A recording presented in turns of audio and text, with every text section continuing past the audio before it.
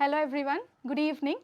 So ఈరోజు మనము రీసెంట్గా జరిగిన SSC CGL mock test number 213లో జనరల్ స్టడీస్కి సంబంధించిన క్వశ్చన్స్ని అండ్ దాని యొక్క ఎక్స్ప్లెనేషన్ని చూసేద్దాం.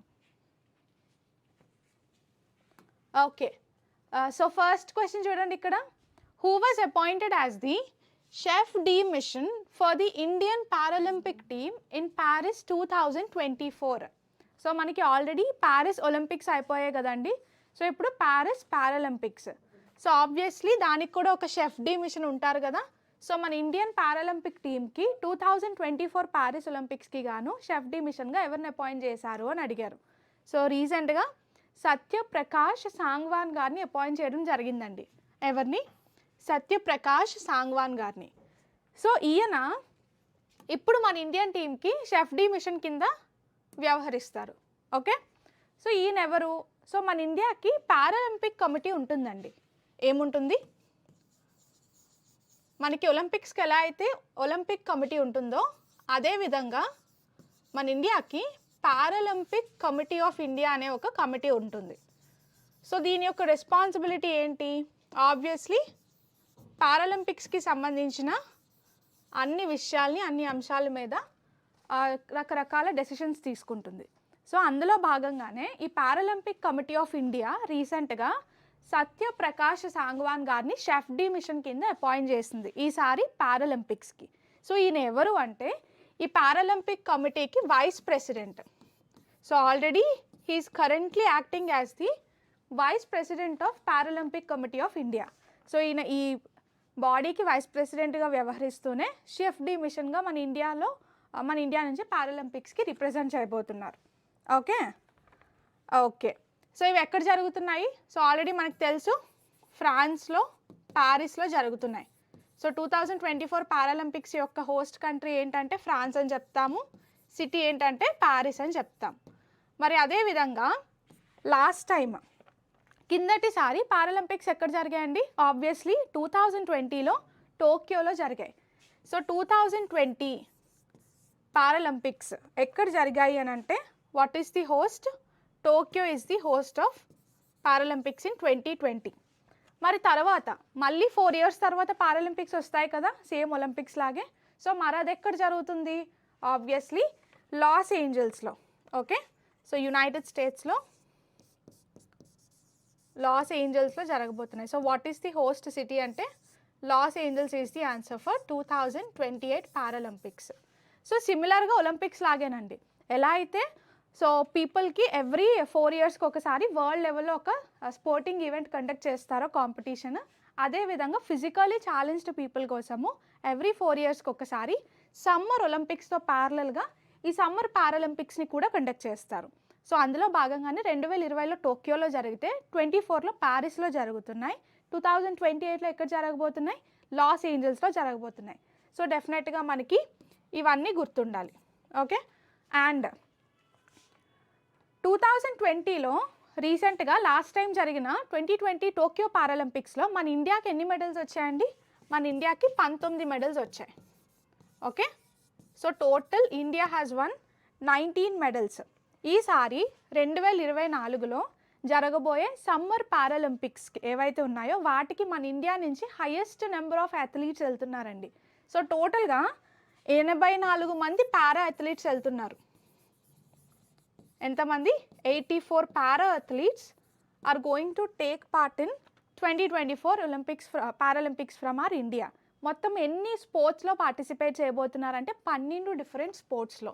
ఓకే, టోటల్గా 12 రకాల స్పోర్ట్స్లో 84 మంది పారా అథ్లీట్స్ మన ఇండియా నుంచి మన దేశాన్ని రీప్రజెంట్ చేయబోతున్నారు. సో వెరీ వెరీ ఇంపార్టెంట్ అండి, గుర్తుండాలి. ఓకే ఓకే సో క్లియర్ కదా. Next question. Dash is a world renowned exponent of bansuri or bamboo flute. So క్వశ్చన్లో ఏమడిగారండి? బ్యాంబూ ఫ్లూట్ యొక్క వరల్డ్ రినౌడ్ ఎక్స్పోనెంట్ ఎవరు? సో మనకి బాగా తెలుసు, బ్యాంబూ ఫ్లూట్ అన్న వెంటనే మనకి ఫస్ట్ గుర్తొచ్చే పేరు హరిప్రసాద్ చౌరాసియా గారు. సో లాస్ట్ టైం మీకు ఏదో క్వశ్చన్లో ఆప్షన్స్ ఎక్స్ప్లెయిన్ చేస్తున్నప్పుడు కూడా ఆప్షన్స్ చెప్పినప్పుడు చెప్పాను. సో బ్యాంబూకి ఫ్లూట్కి సంబంధించిన పర్సన్ అని. So he belongs to bamboo flute. ఈయన చాలా ఫేమస్ ప్లేయర్ అనమాట. సో అయితే ఒక్కసారి మనం ఆప్షన్స్లో ఉన్న రిమైనింగ్ పీపుల్ కూడా ఎవరో చూసేద్దాం. So Anjanibai Malpekar. So she is a vocalist అండి. సో అంజనీబాయ్ ఎవరు? ఆవిడ ఒక వోకలిస్ట్. ఈవిడ ఏ ఘరానాకి సంబంధించిన వారు? She belongs to Bhendi Bazaar gharana. Okay, Bhendi Bazaar ఘరానాకి సంబంధించిన ఫేమస్ వోకలిస్ట్. దాంతోపాటు ఆవిడ యొక్క స్పెషాలిటీ ఏంటంటే 1958లో she has become the first woman to be given Sahitya Akademi fellowship. Okay, so 1958లో 1958లో మనకి చూడండి సంగీత నాటక అకాడమీ ఉంటుంది కదా, సంగీత్ నాటక అకాడమీ వాళ్ళు అవార్డ్స్ ఇస్తారు. అందులో హైయెస్ట్ అవార్డ్ ఏంటి అంటే ఆ అకాడమీకి ఫెలోషిప్ ఇవ్వడం. సంగీత్ నాటక academy it self will make them members అనమాట. అది వాళ్ళు ఇచ్చే హైయెస్ట్ ఆనర్ ఏ పర్సన్కి అయినా సరే. సో సంగీత్ నాటక అకాడమీ యొక్క ఫెలోషిప్ ఇస్తూ 1958లో మొట్టమొదటి మహిళగా ఈ అంజనీబాయ్ మాల్పేకర్ గారు కీర్తిని సాధించారు. So definitely she is the first woman to be awarded sangeet నాటక అకాడమీ ఫెలోషిప్ అని చెప్పచ్చు. ఏ సంవత్సరంలో జరిగిందండి? 1958లో జరిగింది. Okay, next we have Meera Banerjee. So she is again a vocalist. She belongs to Patiala gharana. Okay, ఏ ఘరానాకి సంబంధించిన పర్సన్ ఈవిడ? పటియాలా ఘరానాకి సంబంధించిన person. Next we have Ajay Chakravarty. He is again a vocalist and he belongs to Patiala Kasur gharana. Okay, Patiala Kasur ఘరానాకి సంబంధించిన పర్సన్ ఈయన. ఓకే, సో వీళ్ళందరూ కూడా వోకలిస్ట్లే ఎక్సెప్ట్ మన హరిప్రసాద్ చౌరాసియా గారు. So he's a very very famous bansuri లేదా ఫ్లూట్ ప్లేయర్ అండి. ఈయన ఏ మ్యూజిక్కి సంబంధించిన person? Hindustani classical music. Okay, so he belongs to Hindustani classical music. So మనం ఇన్ జనరల్గా మ్యూజికల్ ఇన్స్ట్రుమెంట్స్కి సంబంధించిన ఇంపార్టెంట్ పర్సనాలిటీస్ కోసం చదువుతున్నప్పుడైనా లేదా కొంతమంది ఫేమస్ డాన్సర్స్ కోసం చదువుతున్నప్పుడైనా సరే ఇన్ జనరల్గా వాళ్ళకి పద్మ అవార్డ్స్ ఏమైనా వచ్చాయో లేదో చూసుకోవడం కూడా మంచిది. సో హరిప్రసాద్ చౌరాసియా గారికి ఎలాగా ఫ్లూట్ అని మనకు అర్థమైంది. సో ఈయనకి పద్మ అవార్డు ఎప్పుడు వచ్చిందంటే ఈయనకు వచ్చిన హైయెస్ట్ పద్మ అవార్డు ఏంటంటే పద్మ విభూషణ్ వచ్చిందండి. ఈయన పద్మ విభూషణ్ గెలుచుకున్నారు. ఏ సంవత్సరంలో గెలుచుకున్నారంటే 2000లో గెలుచుకున్నారు. ఎప్పుడు? 2000 సంవత్సరంలో ఈయనకి పద్మ విభూషణ్తో పురస్కరించడం కూడా జరిగింది ఆయన యొక్క ఎఫర్ట్స్కి గాను. సో ఇది కూడా గుర్తుపెట్టుకోవాలి. ఓకే, సో క్లియర్ కదండి. Next, the amendment act of the constitution of India introduce the goods and services tax.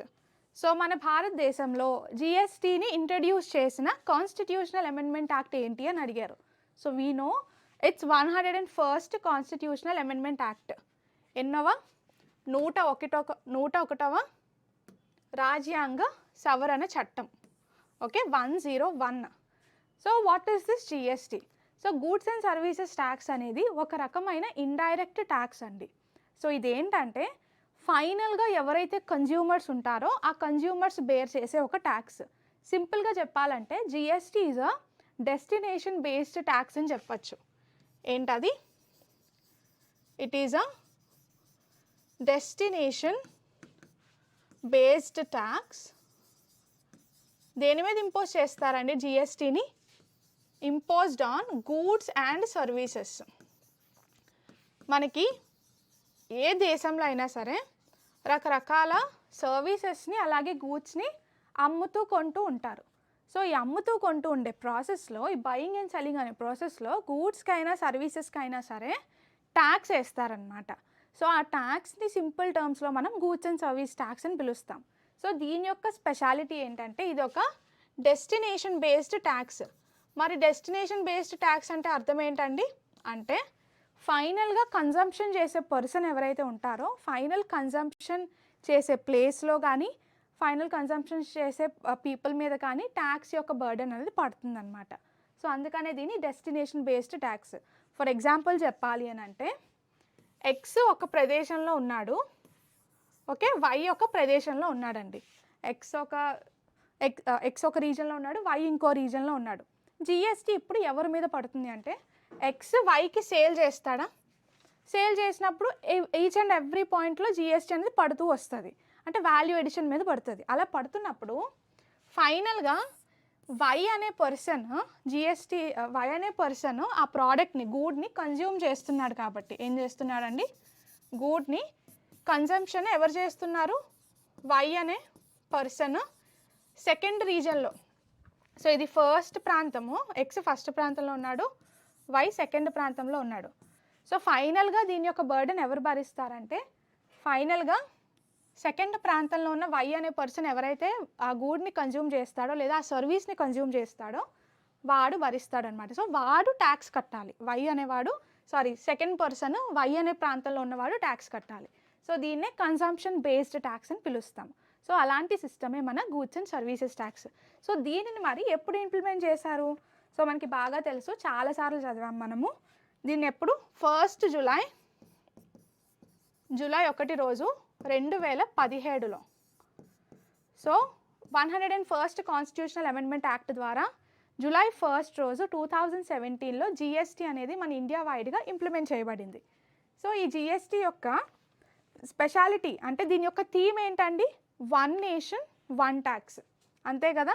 So దేశం అంతా కూడా ఇలా రకరకాల ట్యాక్సులు కాదు, యూనిఫామ్గా ఒక ట్యాక్స్ సిస్టమ్ ఉండాలని చెప్పి 1 నేషన్ 1 ట్యాక్స్ అనే ఐడియాలజీతో ఇంప్లిమెంట్ చేయబడింది ఈ గూడ్స్ అండ్ సర్వీసెస్ ట్యాక్స్.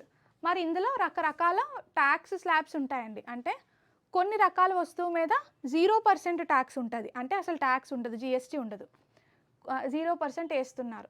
కొన్ని రకాల వస్తువుల మీద 5% ఉంటుంది. అలా ఒక్కొక్క రకమైన వస్తువు మీద ఆ వస్తువు యొక్క నేచర్ ఆధారపడి దాని మీద ట్యాక్స్ అనేది వేయడం జరుగుతుంది. సో అలా టోటల్గా మన గూడ్స్ అండ్ సర్వీసెస్ ట్యాక్స్లో యాజ్ ఆఫ్ నౌ ఎన్ని స్లాబ్స్ ఉన్నాయి అంటే 5 ఉన్నాయండి. ట్యాక్స్ స్లాబ్లో మొత్తము ఎన్ని రకాల ట్యాక్సెస్ ఉన్నాయంటే 5 ఉన్నాయి. ఆ ట్యాక్స్ రేట్స్ ఏంటి? సో ఆ ట్యాక్స్ రేట్స్ టోటల్గా 5. ఒకటి 0%, ఓకే, ఇంకొకటి 5%, ఇంకొకటి 12%, ఇంకొకటి 18%, and the last one is 28% slab. అంటే అది మ్యాక్సిమం ఇంపోజిషన్ ఆఫ్ జిఎస్టీ అనమాట. ఓకే, సో క్లియర్ కదండి ఈ పార్ట్.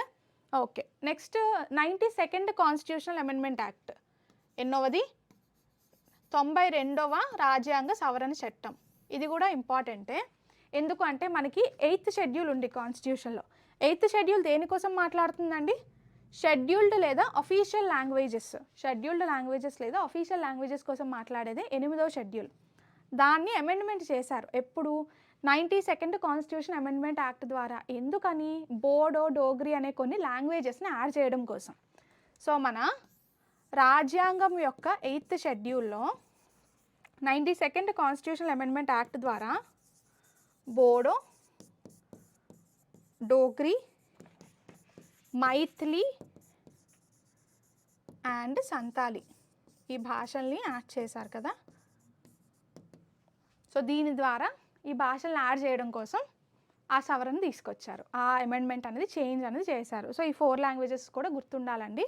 లాంగ్వేజెస్ రిలేటెడ్ అడగచ్చు, so important. Okay okay, so ఇది ఏమీ లేకుండా జిఎస్టీ అన్న మీనింగ్ కరెక్ట్గా తెలియకపోయినా 101 కాన్స్టిట్యూషన్ అమెండ్మెంట్ యాక్ట్ అయినా గుర్తుపెట్టుకోవాలి. Okay, under Mauryan administration the Sitadhyaksha was the officer in charge of dash. So Maurya సామ్రాజ్యం ఉన్నప్పుడు వాళ్ళ యొక్క పరిపాలన వ్యవస్థలో అంటే అడ్మినిస్ట్రేటివ్ సిస్టంలో సీతాధ్యక్ష అంటే ఎవరు అని అడిగారు. సో ఎప్పుడూ కూడా మౌర్యన్ డైనాసిటీ మనం తీసుకుంటే మనకు తెలుసు మన ఇండియాని పరిపాలించిన one of the greatest dynasties, ancient dynasties Mauryan dynasty. So ఎవరు ఎస్టాబ్లిష్ చేశారు? So Maurya dynasty was established by who was the founder అంటే జనరల్గా మనం ఏమని చెప్తామండి? చంద్రగుప్త మౌర్య. చంద్రగుప్త మౌర్య.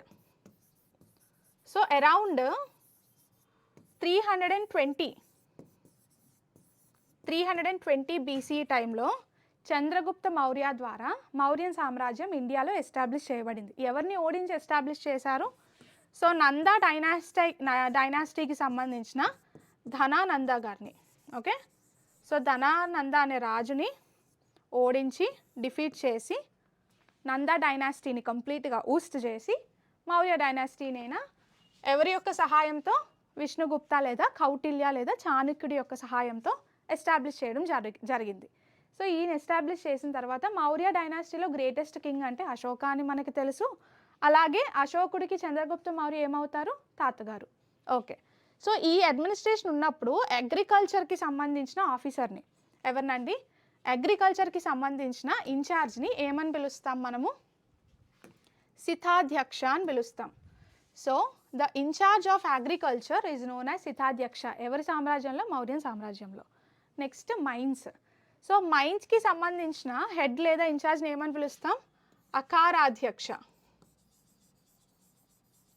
అకారాధ్యక్ష. అధ్యక్ష అంటే ఇన్ జనరల్గా ఆఫీసర్ కదా. Yes. So Adhyaksha is the officer and officer of mines is known as Akaradhyaksha. But ఇక్కడ అగ్రికల్చర్ ఆఫీసర్ సితాధ్యక్ష అని తెలిసినా సరిపోతుంది. ఒక్కసారి మౌర్య డైనాసిటీలో రిమైనింగ్ ఆఫీసర్ని చూసేద్దాం. సో అకారాధ్యక్ష అంటే మైన్స్ యొక్క సూపరింటెండెంట్. సంస్థాధ్యక్ష అంటే మార్కెట్ యొక్క సూపరింటెండెంట్. సంస్థాధ్యక్ష అంటే ఎవరండి? మౌర్యన్ సామ్రాజ్యంలో మార్కెట్ యొక్క సూపరింటెండెంట్. నగారక అంటే సిటీ అడ్మినిస్ట్రేషన్, సిటీ పరిపాలనకి ఇన్ఛార్జ్ అనమాట. తర్వాత నవాధ్యక్ష. నవ లేదా నౌక అంటే పడవలు అంటే షిప్స్ కదండి. సో షిప్స్ యొక్క సూపరింటెండెంట్ని నవాధ్యక్ష అని పిలుస్తాం. శుల్కాధ్యక్ష అంటే కలెక్టర్ ఆఫ్ టోల్స్. మనకి టోల్ డ్యూటీస్ అని వేస్తూ ఉంటారు కదా కొన్ని ఛార్జెస్, ఆ ఛార్జెస్ యొక్క కలెక్టర్. సో టోల్ కలెక్టర్ని మనం శుల్కాధ్యక్ష అంటాం. లోహాధ్యక్ష అంటే ఐరన్ యొక్క సూపరింటెండెంట్. ఐరన్, సో లోహము అంటే ఐరన్ కదా, సో ఐరన్ యొక్క సూపరింటెండెంట్. నెక్స్ట్ పౌతవాధ్యక్ష అంటే వెయిట్స్ అండ్ మెజర్స్. ఏంటండి? వెయిట్స్ అలాగే మెజర్స్ ఉంటాయి కదా, వాటి యొక్క సూపరింటెండెంట్ని పౌతవాధ్యక్ష అని పిలుస్తారు. So these are some of the other important అడ్మినిస్ట్రేషన్కి సంబంధించిన టర్మ్స్. సో డెఫినెట్గా ఇవన్నీ కూడా చూసుకొని గుర్తుపెట్టుకోవాలి. Okay. Okay. Next, which of the following is known as ammonia. So మనకి సింపుల్గా అమోనియా యొక్క కెమికల్ ఫార్ములా అడిగారు. సో అమోనియా ఫార్ములా ఏంటండి? NH3 కదా. ఓకే. సో NH3 ఆర్ దాన్నే మనం ఏమని పిలుస్తాం? అమోనియా అని పిలుస్తాం. సో అమోనియా అనేది రెండు కంపౌండ్స్ ద్వారా తయారు చేయబడింది. ఏంటవి? One is nitrogen and the other is hydrogen. Okay. It's made of nitrogen and hydrogen. Yes. So ammonia is made up of nitrogen and hydrogen kada. So it's made up of nitrogen and hydrogen. And ammonia ane gas yokka properties chuste it is a colorless gas. Okay. So then properties entandi? It is colorless and దాని యొక్క smell, దాని యొక్క smell అనేది it has a very bad and pungent smell. Okay. So it's a colourless and bad smell ఉన్న ఒక kind of gas అని చెప్పచ్చు మనం. దాని యొక్క ప్రాపర్టీస్ ఇవి, simple properties of ammonia. So ఇక్కడ మనకి జస్ట్ దీని యొక్క ఫార్ములా తెలిసినా సరిపోతుంది. So NH3 for ammonia. Next remaining options కూడా ఒకసారి చూసేస్తే మనం C. So we have PH3. So PH3 అనేది దేని యొక్క ఫార్ములా అండి? Phosphine. Okay. PH3 is the formula for phosphine. NO3 అంటే నైట్రేట్స్ యొక్క ఫార్ములా కదా. So nitrate ions. So NO3 is the formula for nitrate. Next NO2. So NO2 అంటే ఏంటండి? So we know it is nitrogen dioxide.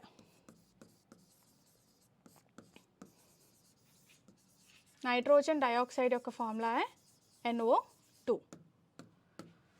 Okay. So clear కదండి. These are some scientific formulas related to different elements. Okay. Next, which of the following Marathi writers was the author of the autobiography Majhya Jalmachi చిత్తర్ కథ. So మధ్య జల్మచి చిత్తర్ కథ అనేది ఎవరి యొక్క autobiography అని అడిగారండి క్వశ్చన్లో. సో ఎవరిది? శాంతాబాయ్ కాంబ్లే గారిది. Okay, so Shantabai Krishnaji Kamble is the writer of autobiography. So తన యొక్క ఆటోబయోగ్రఫీ పేరే ఈ జల్మచి చిత్తర్ కథ. సో ఈవిడ యొక్క స్పెషాలిటీ ఏంటంటే, మనకి ట్రైబల్ ఉమెన్ ఉంటారు కదండి. సో ఇలా ఉన్న ట్రైబల్ ఉమెన్లో దళిత్ ఉమెన్స్ ఉంటారు కదా, సో అందులో she is the first women writer అని చెప్పచ్చు. ఓకే, సో శాంతాబాయ్ కాంబ్లే గారు ఈ జల్మచి చిత్తర్ కథ అనే పుస్తకాన్ని ఎప్పుడు రాశారు? 1983లో 1983లో రాసి ఒక మ్యాగజైన్లో ఫస్ట్ పబ్లిష్ చేశారు. తర్వాత ఇదే ఆటోబయోగ్రఫిక్ పుస్తకాన్ని అంటే కంప్లీట్గా ఒక పుస్తకంలా చేసి ఈ ఆటోబయోగ్రఫీని ఎప్పుడు పబ్లిష్ చేశారండి? బుక్ని 1986లో ఆవిడ రిలీజ్ చేయడం జరిగింది. ఓకే, సో కంప్లీట్ బుక్ 1986లో మారింది ఈ కథ. సో ఈవిడ తన యొక్క స్ట్రగుల్స్తో పాటు ఎంటైర్ స్టోరీని డిస్క్రైబ్ చేయడం జరిగింది బుక్లో. సో దీనికి ఇంగ్లీష్ అంటే ఈ మధ్య జల్మచి చిత్తర్ కథ అని ఇంకొక పేరుతో మనం పిలవాలి ఇంగ్లీష్లో అంటే the kaleidoscope story of my life. ఏమనొచ్చండి దీన్ని? It's known as the kaleidoscope story of my life. So that is the translation of this book అని చెప్పచ్చు. ఇది ఒక దళిత్ ఉమెన్ రాసిన మొట్టమొదటి autobiographical narrative. Okay, she is a Marathi writer ఈవిడ. And ఈవిడ యొక్క స్పెషాలిటీ ఏంటంటే దళిత్ యొక్క రైట్స్ కోసం, ఉమెన్ రైట్స్ కోసం చాలా ఫైట్ చేశారు. సో రైటర్తో పాటు ఈవిడ ఒక దళిత్ యాక్టివిస్ట్ అని కూడా చెప్పచ్చు. She is also a prominent Dalit activist. Okay, so మన ఇండియాలో మొట్టమొదటి దళిత్ ఉమెన్ రైటర్ లేదా మొట్టమొదటి దళిత్ ఉమెన్ ఆటోబయోగ్రఫీ అన్నప్పుడు డెఫినెట్గా శాంతాబాయి కాంబ్లే గారు గుర్తు రావాలి. Okay, she is the first Dalit women writer in India అని చెప్పచ్చు. సో వెరీ వెరీ ఇంపార్టెంట్ అండి ఈ పాయింట్ అయితే. సో డైరెక్ట్గా ఈ స్టోరీ కోసం అడగకపోయినా ఈ పాయింట్ అయినా మనకి జీకేలో అడిగే ఛాన్సెస్ ఉంటాయి. సో గుర్తుండాలి. ఓకే, నెక్స్ట్ క్వశ్చన్ చూడండి. Which planet is made up of thick white and yellowish clouds of sulphuric acid? So తెలుసు కదా, సో సల్ఫ్యూరిక్ యాసిడ్ యొక్క థిక్ వైట్ అండ్ yellowish క్లౌడ్స్తో ఉన్న ప్లానెట్ ఏంటి అంటే వీనస్ అండి. ఓకే, వీనస్ యొక్క క్లౌడ్స్ మీరు చూస్తే చాలా థిక్ అండ్ yellowish క్లౌడ్స్ అండి. Okay, thick white and yellowish clouds ఉంటాయి. ఎందుకంటే సల్ఫ్యూరిక్ యాసిడ్ బాగా ప్రెజెంట్ అయి ఉంటుంది. ఈ సల్ఫ్యూరిక్ యాసిడ్ యొక్క clouds almost 75 to 96%. So Venus మీద క్లౌడ్స్ ఉంటాయి కదా, ఈ క్లౌడ్స్లో ఆల్మోస్ట్ 75 నుంచి 96% వరకు కేవలం ఈ సల్ఫ్యూరిక్ యాసిడే ఉంటుందండి. ఏముంటుంది? 75 to 96% సల్ఫ్యూరిక్ యాసిడ్తోనే తయారు చేయబడి ఉంటాయి. అండ్ దే రిఫ్లెక్ట్ అబౌట్, వాటి మీద సూర్యుడు కిరణాలు పడతాయి కదా, సన్లైట్ పడుతుంది కదా, దానిలో ఆల్మోస్ట్ 75% ఆఫ్ సన్లైట్ ఏదైతే పడుతుందో దాన్ని రిఫ్లెక్ట్ చేస్తాయి. Okay, 75% of sunlight. మరి అలాంటప్పుడు వీనస్ ఎందుకు హాట్గా ఉంది? సో మనకు తెలుసు ఇది second nearest planet to sun.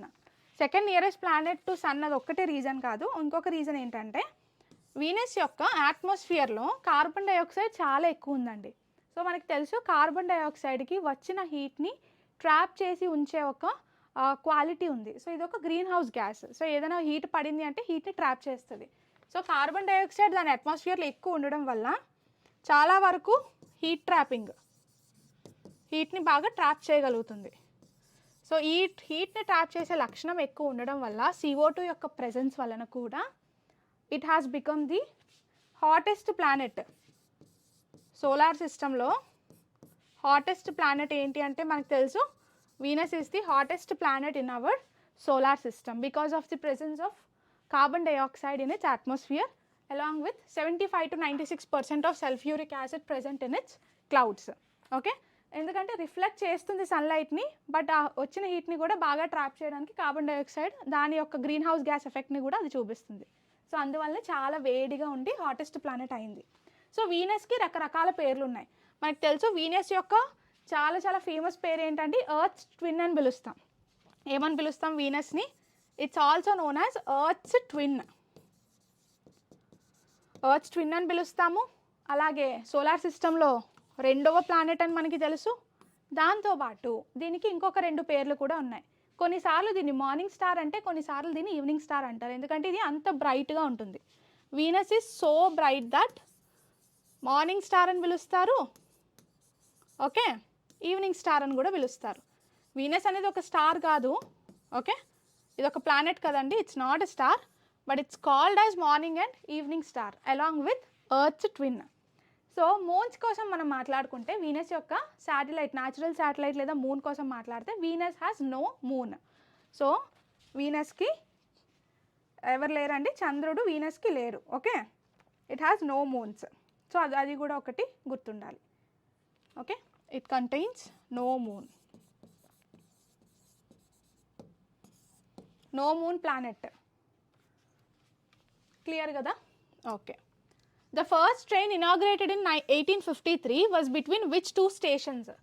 So మన ఇండియాలో 1853లో మొట్టమొదటి ట్రైన్ ట్రావెల్ చేసింది. ఏ స్టేషన్ నుంచి ఏ స్టేషన్ వరకు ట్రావెల్ చేసింది అని అడిగారు. సో మనకు తెలుసు ముంబై టు థానే. మనకి ముంబైలో ఒక ప్లేస్ ఉందండి, అదేంటంటే బోరీ బందర్ అనే ప్లేస్. ప్లేస్ పేరేంటి? బోరీ బందర్. సో ముంబైలో ఉన్న బోరీ బందర్ అనే ప్లేస్ దగ్గర మొదలుపెట్టి కిందనున్న థానే వరకు మన ఇండియా యొక్క మొట్టమొదటి ట్రైన్ ట్రావెల్ చేసింది. ఏ రోజు? ఏప్రిల్ 16న. ఏప్రిల్ 16, 1853లో ఇది జరిగిందనమాట. సో దీని యొక్క స్పెషాలిటీ ఏంటంటే ఇది 34 కిలోమీటర్ల డిస్టెన్స్ని కవర్ చేసింది. టోటల్ ఎన్ని కిలోమీటర్స్ అండి? 34 కిలోమీటర్స్ డిస్టెన్స్ని ఇది కవర్ చేయడం జరిగింది. ఎంత స్పీడ్తో కవర్ చేసింది?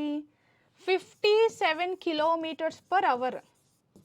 57 kilometre per hour is the speed of the first train that travel between Boribunder and Thane. And దీనిలో ఎన్ని కోచెస్ ఉన్నాయి అంటే 14 కోచెస్ ఉన్నాయి.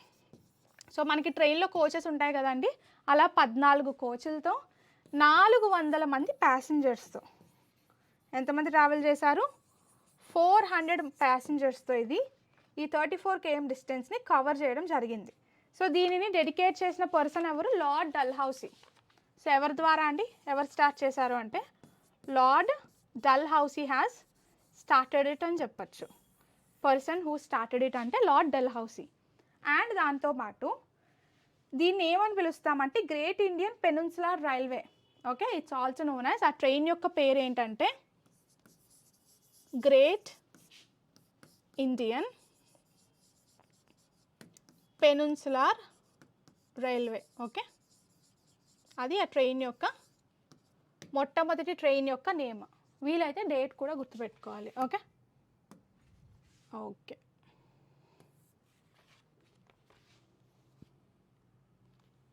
నెక్స్ట్ క్వశ్చన్ చూడండి. When is world wide web day observed? So world wide web day ఎప్పుడు celebrate చేస్తామని అడిగారు. ఎప్పుడు చేస్తాము? August 1st, right? August 1st is observed as world wide web day. ఎందుకని? సో మనం వరల్డ్ వైడ్ వెబ్ ఏదైతే use చేస్తున్నామో వైడ్గా మన ఇంటర్నెట్లో, సో దీనిని మొట్టమొదటిగా టిమ్ బర్నర్స్-లీ. సో ఎవరండి? టిమ్ బర్నర్స్-లీ అనే వ్యక్తి ఫస్ట్ టైం దీన్ని ఫౌండ్ చేయడం జరిగింది, ఓకే, ఇన్వెంట్ చేయడం జరిగింది. సో ఈ టిమ్ బర్నర్స్-లీ ఏ రోజు చేశారు? అదే August 1st రోజు 1989లో 1989లో అదే August 1 రోజున టిమ్ బర్నర్స్-లీ గారు వరల్డ్ వైడ్ వెబ్ని కనుక్కోవడం జరిగింది కాబట్టి సో అది ఒక జ్ఞాపకార్థంగా. రెండోది, సో దీని యొక్క ఇంపార్టెన్స్ని, ప్రామినెన్స్ని అప్రిషియేట్ చేస్తూ ఇంటర్నెట్ జర్నీని ఇది ఏ విధంగా ఎంత డ్రాస్టిక్గా చేంజ్ చేసిందో ఐడెంటిఫై చేస్తూ ఈ వరల్డ్ వైడ్ వెబ్ డేని మనం సెలబ్రేట్ చేసుకోవడం జరుగుతుంది. సో డెఫినెట్గా గుర్తుండాలి August 1st, okay. And inventor is Tim Berners Lee, obviously మనకు తెలుసు.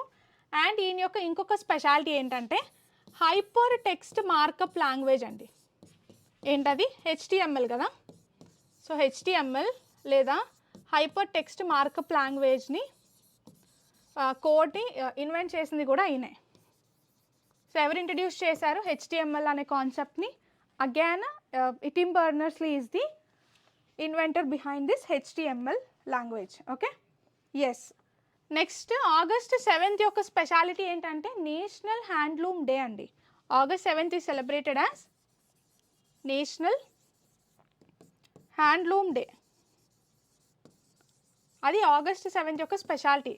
Why that day is celebrated as national handloom day అంటే మనకి 1905లో స్వదేశీ మూమెంట్ తీసుకొచ్చారండి. ఏం తీసుకొచ్చారు? 1905లో మనకి పార్టీషన్ ఆఫ్ బెంగాల్ చేశారు కదా, బెంగాల్ని విభజించారు. సో దానికి విరుద్ధంగా ఫైట్ చేయాలనే ఉద్దేశంతో మనం స్వదేశీ మూమెంట్ని తీసుకొచ్చాం. సో ఈ స్వదేశీ మూమెంట్ 1905ది గుర్తుపెట్టుకుంటూ దాని యొక్క రిమెంబరెన్స్లో మనము నేషనల్ హ్యాండ్లూమ్ డేగా August 7th అబ్జర్వ్ చేయడం జరుగుతుంది. So that is the speciality of August 7th. So ఈ 2 డేస్ ఇంపార్టెంట్ అండి, గుర్తుండాలి. ఓకే, అండ్ HTML కూడా గుర్తుండాలి. ఇది 1990sలో అదే టిమ్ బర్నర్స్-లీ గారి ద్వారా డిస్కవర్ చేయబడింది. Okay okay. Dash expansion makes the Eiffel tower taller during summer. So A concept లేదా ఎలాంటి కైండ్ ఆఫ్ ఫెనామినా వల్ల ఈఫిల్ టవర్ అన్నది సమ్మర్స్లో కాస్త టాల్గా అవుతుంది అని అడిగారు క్వశ్చన్లో. సో మనకి బాగా తెలుసు థర్మల్ ఎక్స్పాన్షన్. సో అంతే కదండి.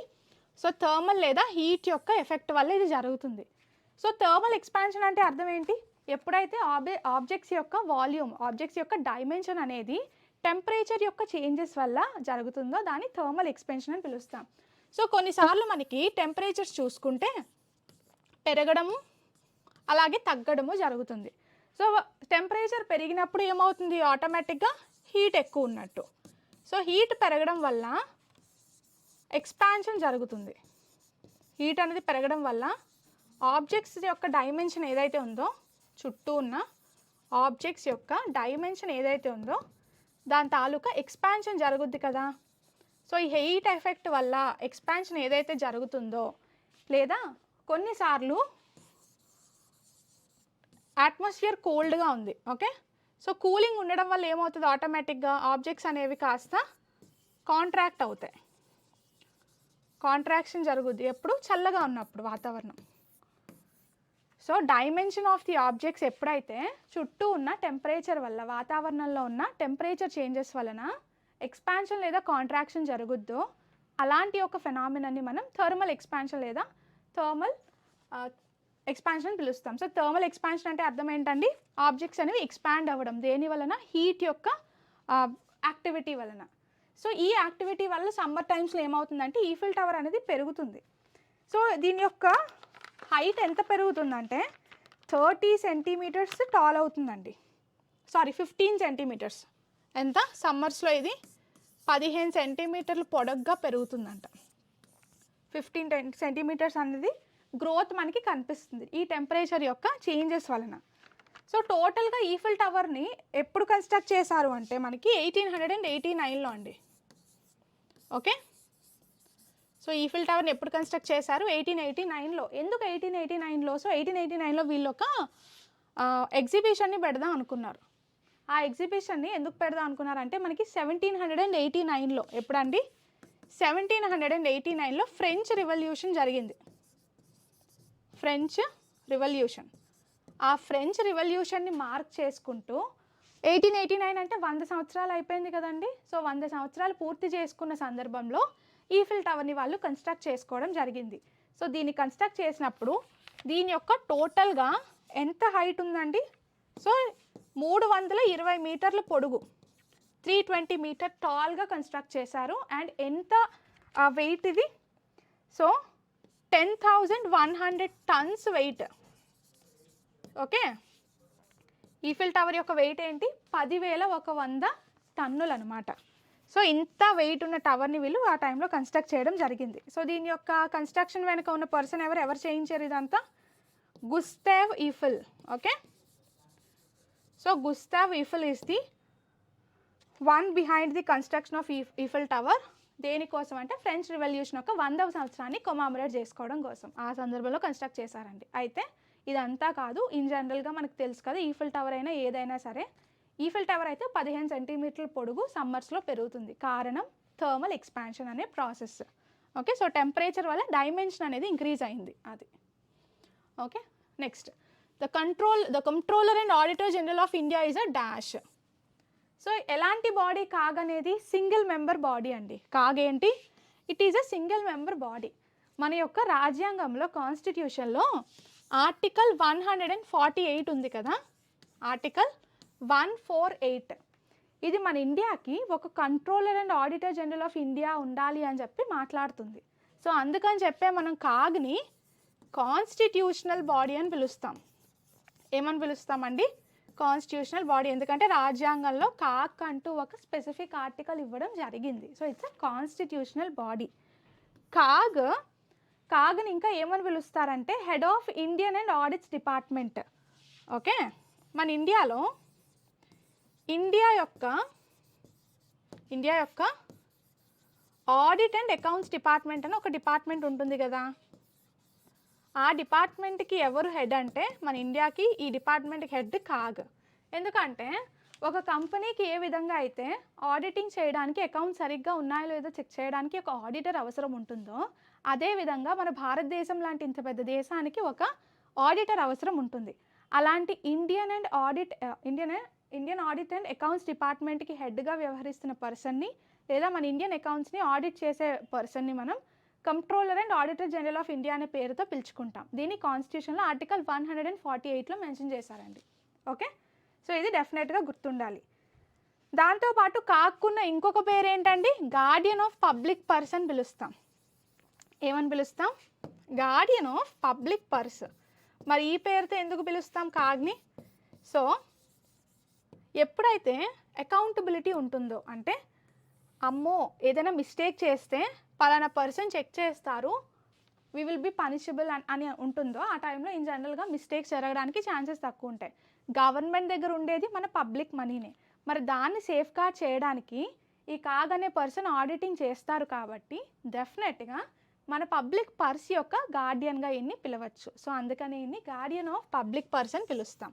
అలాగే head of Indian audit and accounts department అని కూడా పిలుస్తూ ఉంటాం కాగ్ని మనం. సో ఈయనకి ఇలా రకరకాల పేర్లు ఉంటాయి. మరి ఏ కాన్స్టిట్యూషనల్ బాడీ అయినా సరే, ముఖ్యంగా కాగ్ని తీసుకుంటే ఇది ఒక సింగిల్ మెంబర్ బాడీ. అండ్ ఈ సింగిల్ మెంబర్ని ఎవరు అపాయింట్ చేస్తారు? ప్రెసిడెంట్ అపాయింట్ చేస్తారు. Okay, he's appointed by the president of India. దాంతోపాటు ఓకే, కాగ్ యొక్క రిటైర్మెంట్. సో రిటైర్మెంట్ ఏజ్ ఏంటంటే ఇన్ జనరల్గా కాన్స్టిట్యూషనల్ బాడీ కాబట్టి 6 years. సో ఈయన ఆఫీస్లో 6 సంవత్సరాలైనా ఉంటారు ఆ పదవిలో, లేదంటే ఆయనకి 65 ఏళ్ళు ఎప్పుడైతే వస్తాయో అంతవరకైనా ఉంటారు.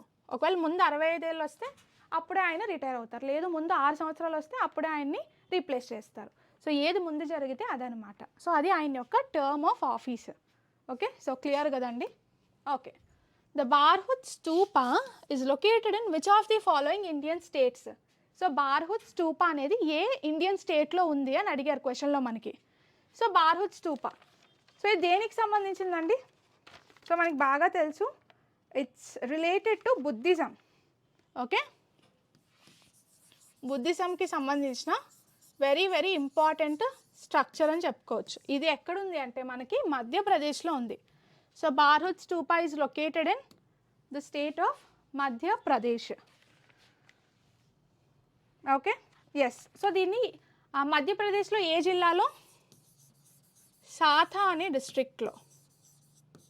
ఓకే, సథా అనే డిస్ట్రిక్ట్లో మనకి 150 BCEలో అండి, 150 BCEలో శుంగా సామ్రాజ్యం ఉండేది కదా, శుంగా పీరియడ్ ఉండేది కదా, ఆ శుంగా పీరియడ్ ఉన్నప్పుడు దీన్ని కన్స్ట్రక్ట్ చేయడం జరిగింది. సో ఎవరి పీరియడ్లో కన్స్ట్రక్ట్ చేశారు? శుంగా డైనాసిటీ యొక్క పీరియడ్లో 150 BCEలో దీన్ని కన్స్ట్రక్ట్ చేయడం జరిగింది. దీని యొక్క మెటీరియల్, ఏ మెటీరియల్ యూజ్ చేశారండి? Dark red sand stone use చేశారు. డార్క్గా ఉన్న రెడ్ శాండ్ స్టోన్ అనే మెటీరియల్ యూజ్ చేసుకొని దీన్ని కన్స్ట్రక్ట్ చేసుకోవడం జరిగింది. మరి ఇలాగా ఈ బారూద్ స్తూప అనేది అసలు ఎగ్జిస్టెన్స్లో ఉంది అని చెప్పి ఎవరు డిస్కవర్ చేశారు అంటే మొట్టమొదటిసారి కనిగం. కనిగం గారు ఎప్పుడంటే 1873 ఏడీలో, కనిగం గారు 1873 ఏడీలో ఈ బార్హుత్ స్తూప అనేది ఒకటి ఉంది అని చెప్పి ఆయన దీన్ని డిస్కవర్ చేయడం జరిగింది. Okay, so that is what you need to understand about the famous Buddhist structure Bharhut stupa. Okay, identify the disease caused by monkey bite. So monkey bite వలన వచ్చే జబ్బు ఏంటి అంటే మనకి తెలుసు, ర్యాబీస్. సో ఎప్పుడైనా సరే కోతి కరిస్తే ఇన్ జనరల్గా టైమ్లీ యాక్షన్ తీసుకోకపోతే ర్యాబీస్ అనే జబ్బు వస్తుంది. సో డాగ్ ఒక్కటే కాదు కదా. ఎస్, ర్యాబీస్తో పాటు మంకీ బైట్ వల్ల వచ్చే ఇంకొక జబ్బు ఏంటంటే, ర్యాబీస్తో పాటు హెర్పస్ బి. ఇన్ జనరల్గా ఈ హెర్పస్ బి అండ్ ర్యాబీస్ అనేవి రెండు జబ్బులు కూడా కోతులు కరవడం వల్ల వస్తాయన్నమాట. మంకీ బైట్స్ వల్ల కలిగే వ్యాధులు ఇవి. సో ర్యాబీస్ అనేది మీకు తెలుసు ఏం జరుగుతుంది ర్యాబీస్ వచ్చినప్పుడు. సో ఈ ర్యాబీస్ అనేది ఒక వైరల్ ఇన్ఫెక్షన్ కదా. సో ఇది వచ్చినప్పుడు ఆ పర్సన్ నర్వ్స్ అనేవి కంట్రోల్ని కోల్పోవడం, వాటర్ని చూసి ఎక్స్ట్రీమ్గా భయపడటం, ఇలాంటి కొన్ని సిమ్టమ్స్ కనిపిస్తాయి. దాంతోపాటు కొన్ని హాల్యూసినేషన్స్, ఇమాజినేషన్స్, ఇలా రకరకాల డిజార్డర్స్ వచ్చేస్తాయండి ర్యాబీస్ వస్తే. ఓకే, సో ర్యాబీస్ అనేది ఎలాంటి డిసీజ్ అంటే ఇది ఒక వైరల్ డిసీజ్ అండి, గుర్తుండాలి. దేనివల్ల? ర్యాబీస్ అనే ఒక వైరస్ వలన కలిగే disease. It's a viral disease. And A category of disease అంటే జూనాటిక్ డిసీజ్. ఏమంటాం? ర్యాబీస్ని జూనాటిక్ డిసీజ్ అని పిలుస్తాం. సో జూనాటిక్ డిసీజ్ అంటే అర్థం ఏంటండి? ఏ డిసీజెస్ అయితే యానిమల్స్ వలన యానిమల్స్ నుండి మనుషులకి ట్రాన్స్ఫర్ అవుతాయో అలాంటి డిసీజెస్ని జూనాటిక్ డిసీజెస్ అంటాం. సో జూనాటిక్ డిసీజెస్ అనే హెడ్డింగ్ కింద వైరల్ డిసీజ్ అనే కేటగిరీలోకి ర్యాబీస్ వస్తుంది. సో ఈ రెండు పదాలు గుర్తుపెట్టుకోండి. ఓకే ఓకే, ఒక్కసారి రిమైనింగ్ డిసీజెస్ ఏవైతే ఉన్నాయో వాటిని కూడా చూసేసుకుందాం. సో ఇక్కడ మీరు చూస్తే మలేరియా. సో మలేరియా అనేది అసలు దేని వలన కలుగుతుందండి? సో మలేరియా అనే జబ్బు మనకి ఒక మస్కిటో వలన వస్తుంది. సో యానోఫిలిస్ మస్కిటో, యానోఫిలస్ అనే ఒక ఫీమేల్ మస్కిటో వలన మలేరియా అనే వ్యాధి వస్తుంది ఇన్ జనరల్గా. సో ఇది ఎలాంటి డిసీజ్ అంటే, ఏ కేటగిరీ ఆఫ్ డిసీజ్ ఐడెంటిఫై చేయడం చాలా ఇంపార్టెంట్. ఇన్ జనరల్గా సీజీఎల్ అడుగుతారు మనకి. ఇది ఒక protozoan disease. Malaria is a protozoan disease, గుర్తుండాలి.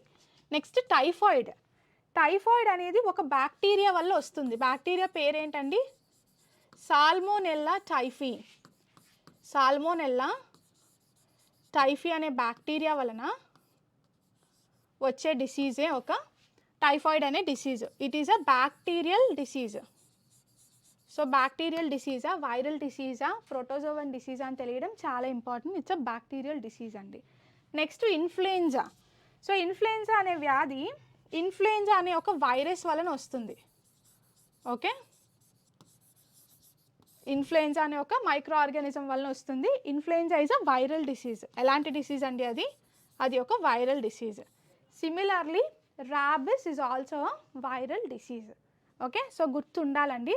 అవి ఎలాంటి డిసీజో గుర్తుపెట్టుకోవడానికి డెఫినెట్గా ట్రై చేయండి. Okay, protozoan,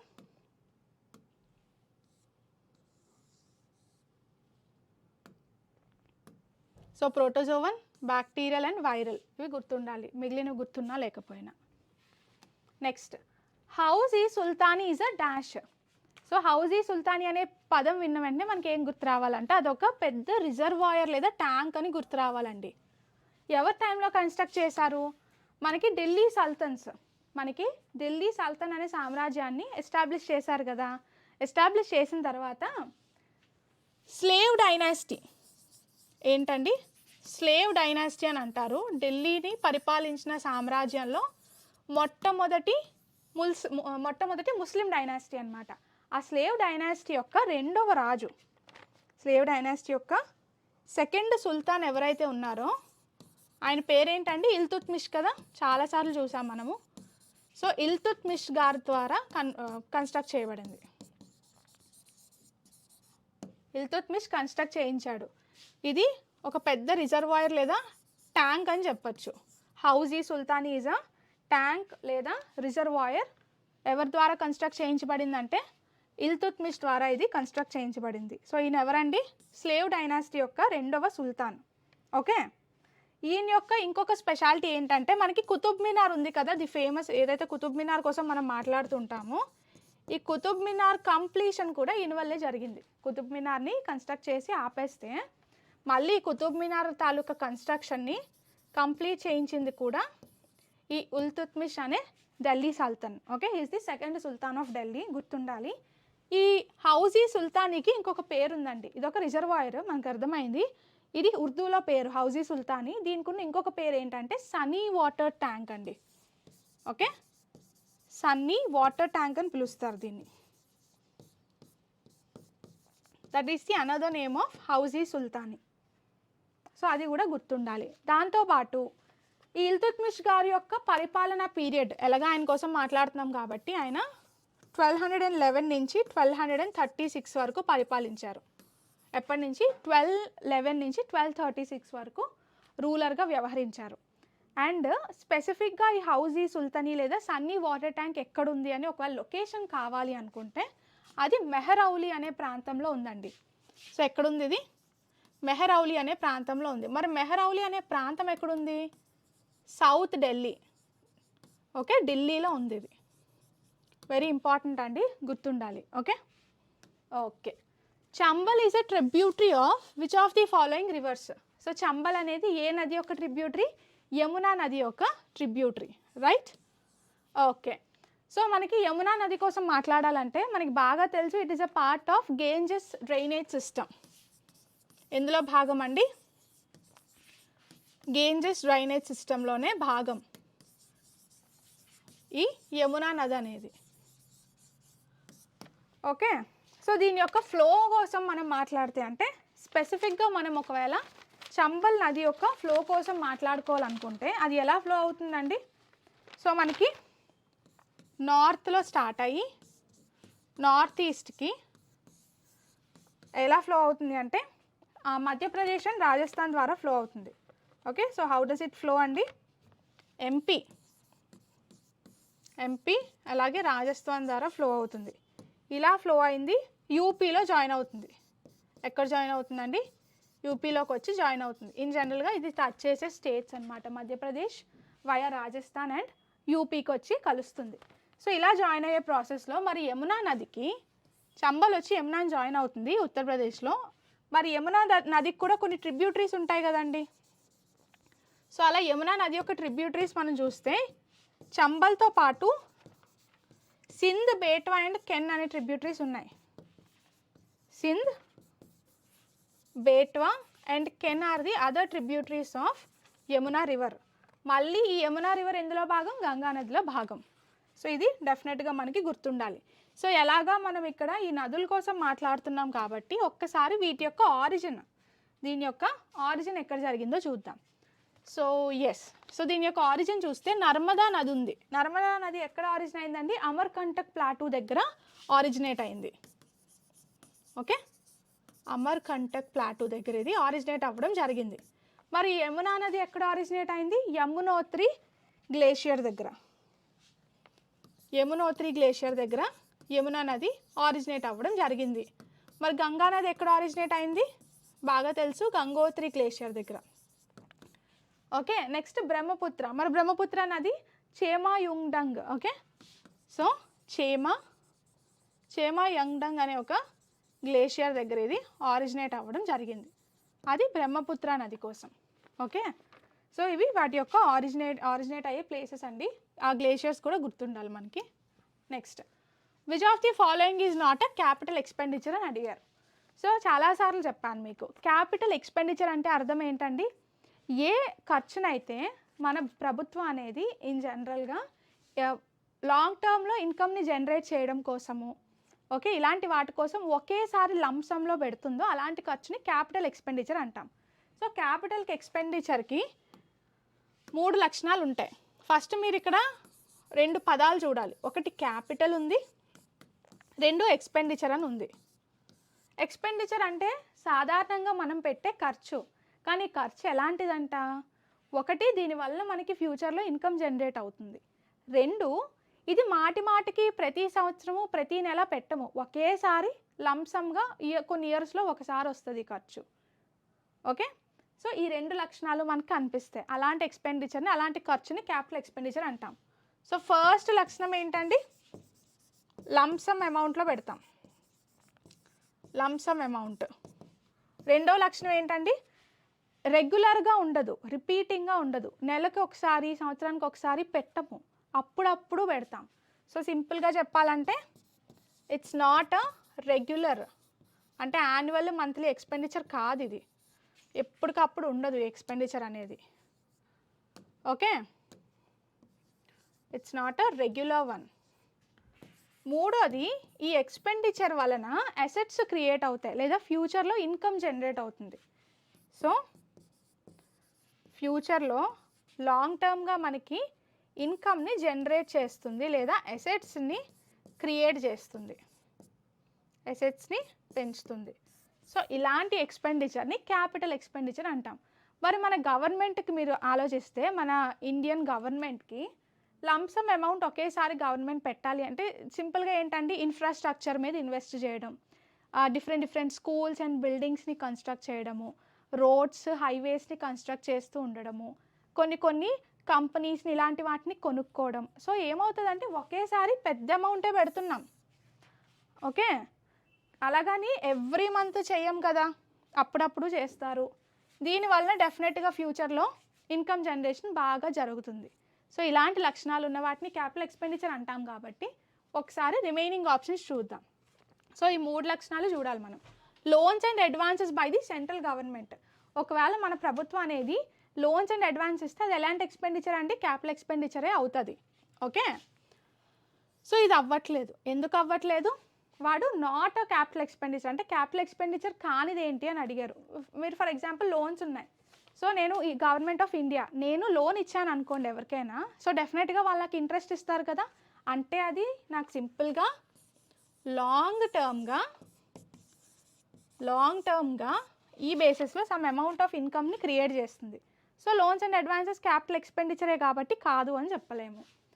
expenditure on the acquisition of land, ఇది కూడా ఆన్సర్ కాదు. ఎందుకు? క్యాపిటల్ ఎక్స్పెండిచర్ అని అర్థమైపోతుంది. మనం భూమి కొనుక్కుంటున్నాం, ల్యాండ్ కొనుక్కుంటున్నామంటే ల్యాండ్ కొనడానికి డబ్బులు ఒకేసారి కడతాము, ల్యాండ్ వల్ల మనకి లాంగ్ టర్మ్గా గెయిన్స్ వస్తాయి, ల్యాండ్ తాలూకా వాల్యూ పెరుగుద్ది. సో ఇది ఒక ఇన్వెస్ట్మెంట్ లాంటిదే కదండి. మరి అలాంటప్పుడు క్యాపిటల్ ఎక్స్పెండిచరే కదా అవుతుంది. ఇది అప్పుడప్పుడు చేస్తాం కదా, సో డెఫినెట్గా ఇది క్యాపిటల్ ఎక్స్పెండిచరే. క్వశ్చన్లో ఏమడిగాడు మనకి, which is not a capital expenditure అన్నాడు కాబట్టి ఇది సరిపోవట్లేదు. Investment in shares, obviously investment అని క్లియర్గా కనిపిస్తుంది. ఏదైతే మనం షేర్స్లో ఇన్వెస్ట్ చేస్తామో దానివల్ల మనకి ఫ్యూచర్లో డివిడెండ్ వస్తుంది, ఫ్యూచర్లో ఇన్కమ్ వస్తుందంటే it's a capital expenditure. So definitely this is not the answer. Subsidies payment is not a capital expenditures. So option D is the answer. ఎందుకని? సబ్సిడీస్ పే చేయడం వల్ల గవర్నమెంట్ సబ్సిడీస్ పే చేస్తుంది. ఎందుకు pay చేస్తుంది? కొన్ని సెక్టర్స్ని encourage చేయడానికి, రైతుల్ని ఆదుకోవడానికి కడుతుంది. మరి సబ్సిడీస్ పే చేయడం వల్ల ఫ్యూచర్లో ఏదైనా ఇన్కమ్ జనరేట్ అవుతుందా? ఇన్కమ్ జనరేట్ అవ్వట్లేదు. So obviously it is not a capital expenditure. And subsidies అనే గవర్నమెంట్ టైం టు టైం యాన్యువల్గా ఇస్తూనే ఉంటుంది, సంవత్సరం వాళ్ళకి అలాట్ చేస్తుంది, సబ్సిడీస్ ఇస్తుంది. ఇది ఒకసారి ఖర్చు పెట్టేశారు అనుకోండి వెనక్కి రావు. ఇప్పుడు గవర్నమెంట్ ఆఫ్ ఇండియా, నేను గవర్నమెంట్ ఆఫ్ ఇండియా అనుకుంటే నేను ఎవరికైనా సబ్సిడీ ఇచ్చాను, వాళ్ళకి తిరిగి ఇస్తారా? సబ్సిడీని ఎవరు తిరిగి ఇవ్వరు. దాని మీద నాకు ఏమైనా ఇంట్రెస్ట్ వస్తుందా? అది రాదు. So this subsidy payment done by the government is not generating any kind of income to the government of India directly. So డెఫినెట్గా this is not a capital expenditure. So అది తెలిస్తే ఈజీగా ఇది ఆన్సర్ చేసేయచ్చు. So clear కదండి. So దీని యొక్క లక్షణాలు కూడా గుర్తుపెట్టుకోవాలి. సాగర్ మాత is the Nepali name for. So Sagar మాత అనేది the most famous mount Everest యొక్క నేపాలీ నేమ్ అండి. నేపాలీ వాళ్ళు మౌంట్ ఎవరెస్ట్ని సాగర్ మాత అని పిలుస్తారు. సో మనకి బాగా తెలుసు మౌంట్ ఎవరెస్ట్ యొక్క స్పెషాలిటీ ఏంటంటే it is the highest peak in the world.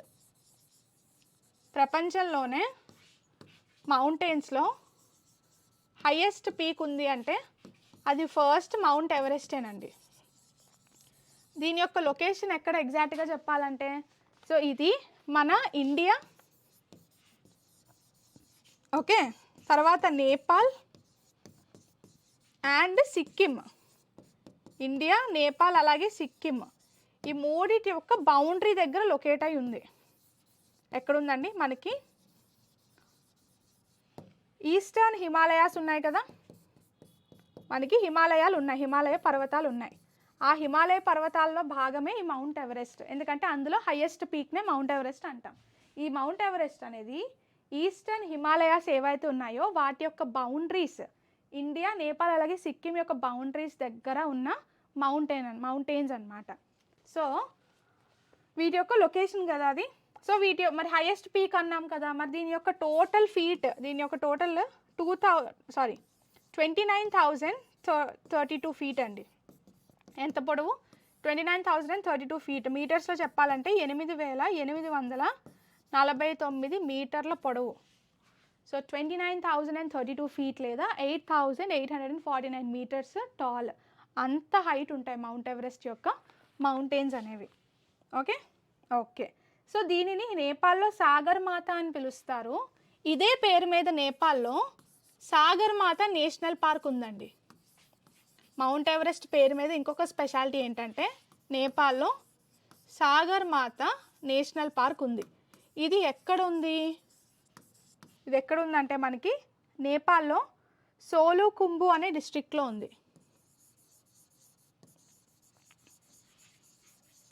సోలుకుంబు అనే జిల్లాలో ఇది లొకేట్ చేయబడింది. సాగర్ మాత నేషనల్ పార్క్ కూడా ఇంపార్టెంటే. It's located in Nepal. Okay. Next వరల్డ్లోనే టాప్ 3 హైయెస్ట్ పీక్స్ కోసం మనం మాట్లాడితే ఫస్ట్ అయితే mount Everest is the highest peak in the world. Second is K2. Okay, first mount Everest అయితే సెకండ్ ఏంటండి? Second highest peak is K2 and third highest peak is Kanchenjunga. Kanchenjunga is the third highest peak in the world. Okay okay. Which law was imposed in India during command of general Dyer? So general Dyer యొక్క కమాండ్లో ఏ లాని impose చేశారు? So మనకి బాగా తెలుసు martial law. ఏ లాని ఇంపోజ్ చేశారండి? Martial law. సో మీరు చూసుకుంటే ఏప్రిల్ 13, ఓకే, బాగా నోటెడ్ డేట్ కదా మనకి, ఏప్రిల్ 13, 1919లో అమృత్సర్, పంజాబ్ అండి. ఎక్కడ? అమృత్సర్ అనే ప్రాంతం పంజాబ్లో. సో ఏం జరిగింది ఇక్కడ? సో ఈ జనరల్ డయర్ అనే పర్సన్ని అపాయింట్ చేసిన తర్వాత ఈయన మార్షల్ లా మీద సైన్ చేశాడు. సో ఏం చేశాడు? ఈ డయర్ అనే వ్యక్తి ఈ మార్షల్ లాని సైన్ చేసి అఫీషియల్గా పాస్ చేయడం జరిగింది.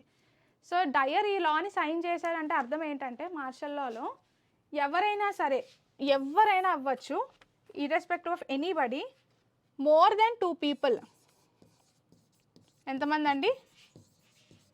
మోర్ దెన్ 2 people ఎక్కడా కూడా గ్రూప్ అవ్వడానికి వీల్లేదు అని చెప్పాడు. Okay, more than 2 people group అవ్వడం నిషేధం అని చెప్పాడు. సో సింపుల్గా చెప్పాలంటే వాళ్ళ యొక్క ఫ్రీడమ్ని కర్టైల్ చేశాడు. ఏం చేశాడండి? ఫ్రీడమ్ని ఈ మార్షల్ లా ద్వారా కర్టైల్ చేయడం జరిగింది. సో కర్టైల్ చేశాడు, కానీ ఇక్కడ ఈయన మర్చిపోయిన విషయం ఏంటంటే అదే రోజున బైసాఖి అనే పండుగ జరుపుకుంటారు వాళ్ళు. సో ఏ పండుగ? బైసాఖి. సో మరి బైసాఖి అనే పండుగ జరుపుకోవడం కోసము చాలామంది పీస్ఫుల్గా అక్కడ సెలబ్రేషన్ కోసం గ్యాదర్ అవ్వడం జరిగింది. ఈయన ఏం చెప్పాడంటే ఇద్దరికన్నా ఎక్కువ ఉండడానికి లేదు, ఇక్కడ చాలామంది గ్రూప్ ఆఫ్ పీపుల్ గ్యాదర్ అయ్యారని చెప్పి వీళ్ళలో ఒక టెర్రర్ని క్రియేట్ చేయడం కోసం ఏం చేశాడు? ఫైర్ చేయమని ఆదేశించాడు. వాళ్ళని కాల్చిపడేయమని చెప్పాడు సింపుల్గా. సో అలా జరిగిందే మనకి Jallianwala Bagh incident. So martial law అనేది మనకి దానికి రిలేటెడ్ కాబట్టి we have to remember it's martial law. Okay. Who was the former oldest person who died recently? So రీసెంట్గా మన ప్రపంచంలో బతికి ఉన్న ఓల్డెస్ట్ పర్సన్ చనిపోయారండి. సో రీసెంట్గా జరిగింది. సో ఎవరు అని అడిగారు. సో మనకి బాగా తెలుసు Maria Branyas. Okay, so Maria Branyas is the oldest person who died. రీసెంట్గా చనిపోయారు. ఎంత ఏజ్లో చనిపోయారు? సో 116 ఏళ్ళ వయసులో ఈవిడ చనిపోవడం జరిగింది. 116 or 117 years బతికారండి. సో ఈవిడ చనిపోయిన తర్వాత ఇప్పుడు ప్రెజెంట్ ఆవిడ మరి చనిపోయారు కదా ఆల్రెడీ. ప్రెజెంట్ ఓల్డెస్ట్ పర్సన్ ఎవరు? Tomiko Itooka of Japan. Japan దేశస్థుడు Tomiko Itooka. He is now currently the oldest person after her death. Maria గారు చనిపోయిన తర్వాత మరి నెక్స్ట్ ఓల్డెస్ట్ ఎవరు అంటే ఈయన అనమాట. Okay, so that is the speciality, is the oldest person living అని చెప్పచ్చు. As of now oldest person in the world who is still living అంటే టొమికా గారు. ఓకే, సో ఈ మారియా గారు ఏ దేశస్తురాలండి? ఈవిడ యునైటెడ్ స్టేట్స్కి సంబంధించిన వ్యక్తి. 117 ఏళ్ళ వయసు, రీసెంట్గా 117 ఇయర్స్ వయసులో ఈవిడ చనిపోయారు. ఇప్పుడు ఎవరైతే ఓల్డెస్ట్ లివింగ్ పర్సన్ ఉన్నారో ఈయన యొక్క వయసు ఎంత? 116 ఏళ్ళండి. టొమికా గారి యొక్క వయసు 116, మారియా గారి యొక్క వయసు 117. ఈవిడకి 2023లో, ఎప్పుడండి? 2023లో Guinness book of world records వచ్చింది. ఏమొచ్చిందండి? Guinness book of world records. ఎందుకు వచ్చింది? ఓల్డెస్ట్ లివింగ్ పర్సన్ కింద 2023లోనే Guinness book of world records ఈవిడికి లాస్ట్ ఇయర్ ఇవ్వడం జరిగింది. అండ్ ఈ సంవత్సరం ఈవిడ చనిపోయారు. సో ఈవిడ చనిపోయారు కాబట్టి నెక్స్ట్ ఆ ప్లేస్ అనేది టొమికా గారికి వెళ్ళింది. ఈవిడ చాలా చూసే ఉంటారు కదా. సో ఆబ్వియస్లీ మనకి ఫ్లూ, అలాగే World War I, World War II ఇవన్నీ కూడా చూసారు ఈవిడ. Okay okay. When was the flagship scheme of skill India mission launched in India? So skill India mission ఎందుకు తీసుకొచ్చారండి? మన భారతదేశం యొక్క యూత్ని కావాల్సిన స్కిల్స్తో ప్రాపర్గా వాళ్ళకి రెడీ చేయడం కోసము, ఎంప్లాయబిలిటీని పెంచాలి, అలాగే ఆంటర్ప్రెన్యూరల్ ఎబిలిటీస్ని పెంచడం కోసం తీసుకొచ్చారు. సో దీనిని ఎప్పుడు తీసుకొచ్చారు? ఆబ్వియస్లీ 2015లో తీసుకొచ్చారండి. ఎప్పుడు తీసుకొచ్చారు? 2015లో. రెండు ఉద్దేశాలు. ఒకటి, భారతదేశంలో యూత్ ఎక్కువ ఉన్నారు కాబట్టి వాళ్ళ యొక్క ఎంప్లాయబిలిటీని పెంచాలి, దాంతోపాటు ఆంటర్ప్రెన్యూరల్ ఎబిలిటీస్ని, ఓకే, ఆంటర్ప్రెన్యూరల్ ఎబిలిటీస్ని కూడా పెంచాలి. సో ఈ రెండింటిని పెంపొందించి వాళ్ళకి కావాల్సిన వర్క్ ఫోర్స్ని కావాల్సినట్టుగా స్కిల్లింగ్ చేయడం కోసం. ఏమేంటండి? Skilling our Indian work force చేస్తూ ఎంప్లాయ్మెంట్ని క్రియేట్ చేయడం కోసం ఈ మిషన్ని తీసుకురావడం జరిగింది. సో ఈ స్కీమ్ని ఏమంటారంటే ఒక అంబ్రెల్లా స్కీమ్ అని పిలవచ్చు. ఏమని పిలుస్తాం? Umbrella scheme. అంబ్రెల్లా స్కీమ్ అని ఎందుకు అంటామండి దీన్ని? ఎందుకంటే దీని కింద, ఈ మిషన్ లేదా ఈ ఇనిషియేటివ్ కిందనే మళ్ళీ రకరకాల స్కీమ్స్ని ఇంప్లిమెంట్ చేస్తారనమాట. సో అందుకని దీన్ని ఒక అంబ్రెల్లా స్కీమ్ అని మనం చెప్పచ్చండి. అండ్ దీని యొక్క ఎవరు తీసుకొచ్చారంటే ministry of skill development and entrepreneurship. ఏ మినిస్ట్రీ వాళ్ళు? Ministry of skill development and entrepreneurship వాళ్ళు తీసుకొచ్చారు. మొత్తం 40 కోట్ల మంది యువతని, ఎంతమంది? 40 కోట్ల మంది యువతని 2022 కల్లా స్కిల్లింగ్ చేయాలి, 2022 కల్లా 40 crore యూత్ని స్కిల్ అప్ చేయాలన్న ఉద్దేశంతో వీళ్ళు తీసుకురావడం జరిగింది. అండ్ ఇది మళ్ళీ ఎందులో భాగం అంటే మేక్ ఇన్ ఇండియా, మనకి ప్రోగ్రామ్ ఉంది కదండి, మేక్ ఇన్ ఇండియా అనే ప్రోగ్రామ్, దానిలో భాగంగా తీసుకురావడం జరిగింది. సో అయితే ఇయర్ గుర్తుపెట్టుకోండి, 2015. మరి స్కిల్ ఇండియా మిషన్ అని మీకు ఆల్రెడీ చెప్పాను, అంబ్రెల్లా స్కీమ్ అని. మరి దాని కింద రకరకాల స్కీమ్స్ ఉంటాయి కదా. సో ఆ రకరకాల స్కీమ్స్ ఏంటో ఒకసారి పేర్లు చూసేయండి. Pradhan Mantri Kaushal Vikas Yojana, Pradhan Mantri Kaushal Kendras, integration with general education, Jan Shiksha Sansthan, Pradhan Mantri Yuva Yojana, Sankalp and vocational training for women. ఇవన్నీ కూడా మన స్కిల్ ఇండియా మిషన్లో భాగాలు. Okay okay. నెక్స్ట్, ఫిస్కల్ డెఫిసిట్ని ఐడెంటిఫై చేయమని అడిగారు. ఏమడిగారండి? ఫిస్కల్ డెఫిసిట్ని ఐడెంటిఫై చేయండి. సో ఎప్పుడైనా సరే ఎలాంటి సిచ్యువేషన్లో అయినా మన యొక్క ఖర్చు మన ఆదాయం కన్నా ఎక్కువ ఉంటే డెఫిసిట్ క్రియేట్ అవుతుంది. So what is deficit? When expenditure is greater than revenue, there will be a situation called deficit. So ఇక్కడ మనకి వాడు ఇచ్చిన పదం ఏంటంటే ఫిస్కల్ డెఫిసిట్. ఒకటి గుర్తుపెట్టుకోండి, ఎక్స్పెండిచర్ అనే వాల్యూ పెద్దది ఉంటేనే డెఫిసిట్ సిచ్యువేషన్కి వెళ్తాం. సో ఇన్కమ్తో పోలిస్తే ఎక్స్పెండిచర్ వాల్యూ పెద్దది ఉండాలి. అంటే మనం ఇక్కడ ఏం చేయాలి? సింపుల్గా చెప్పాలంటే ఎక్స్పెండిచర్ నుంచి ఇన్కమ్ మైనస్ చేయాలి. ఎక్స్పెండిచర్ నుంచి ఇన్కమ్ మైనస్ చేస్తేనే మనకి డెఫిసిట్ వస్తుంది. మరి ఎక్స్పెండిచర్ నుంచి ఇన్కమ్ మైనస్ చేయగలగాలంటే ఎక్స్పెండిచర్ వాల్యూ ఎక్కువ ఉండాలి. సో అందుకనే ఇక్కడ ఫార్ములాస్ మనం రాసినప్పుడు జనరల్గా డెఫిసిట్ అంటే ఎక్స్పెండిచర్ మైనస్ రెవెన్యూ రాస్తాం. సో ఇక్కడ మనం మాట్లాడేది కంట్రీ పర్స్పెక్టివ్లో ఫిస్కల్ డెఫిసిట్ కోసం. సో ఎప్పుడైతే మన యొక్క కంట్రీ అనేది టోటల్ ఎక్స్పెండిచర్ టోటల్ రిసీట్స్ కన్నా ఎక్కువ ఉంటుందో, ఓకే, టోటల్ వచ్చిన ఖర్చు అనేది టోటల్ ఆదాయం కన్నా ఎప్పుడైతే ఎక్కువ ఉంటుందో అలాంటి సిచ్యువేషన్ని ఫిజికల్ డెఫిసిట్ అని పిలుస్తాం. సో ఇప్పుడు ఆప్షన్స్ చూద్దాం. ఆన్సర్ ఏమవుతుంది? Revenue expenditure minus revenue receipts. ఇక్కడ టోటల్ ఎక్స్పెండిచర్ టోటల్ రిసీట్స్ కోసం మాట్లాడట్లేదు, కేవలం ఎక్స్పెండిచర్లో ఒక భాగమైన revenue expenditure and revenue receipts కోసం మాట్లాడుతున్నారు. ఇక్కడ కూడా ఎక్స్పెండిచర్ ఎక్కువ ఉంది రిసీట్స్ కన్నా, కానీ కేవలం ఒక పార్ట్ని మాత్రమే అడ్రస్ చేస్తుంది కాబట్టి ఇలాంటి డెఫిసిట్ని రెవెన్యూ డెఫిసిట్ అని పిలుస్తారు. ఎప్పుడైతే రెవెన్యూ ఎక్స్పెండిచర్ అనేది రెవెన్యూ రిసీట్స్ కన్నా ఎక్కువ ఉంటుందో ఆ డెఫిసిట్ని ఏమంటాము? రెవెన్యూ డెఫిసిట్ అంటాం. కానీ ఫిజికల్ డెఫిసిట్ అని అనలేం కదండి, ఎందుకంటే ఇది కేవలం ఒక భాగాన్ని మాత్రమే అడ్రస్ చేస్తుంది. సో ఇది మన ఆన్సర్ అవ్వదు. Next capital expenditure minus capital receipts. ఇది కూడా డెఫిసిటే, కానీ కేవలం క్యాపిటల్ అనే పదాన్ని మాత్రమే క్యాపిటల్ ఎక్స్పెండిచర్ కోసం మాత్రమే మాట్లాడుతుంది, కానీ టోటల్ కోసం మాట్లాడట్లేదు.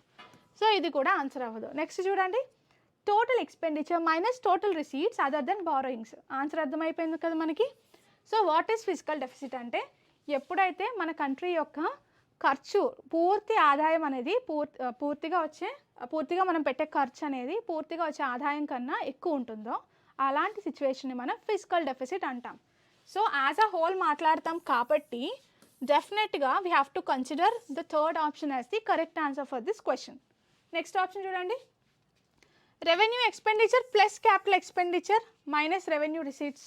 ఇది అస్సలు సరిపోవట్లేదు కదా, ఎందుకంటే చూడండి రెవెన్యూ ఎక్స్పెండిచర్ అంటున్నాడు, క్యాపిటల్ ఎక్స్పెండిచర్ అంటున్నారు, మళ్ళీ రెవెన్యూ రిసీట్స్ అంటున్నారు.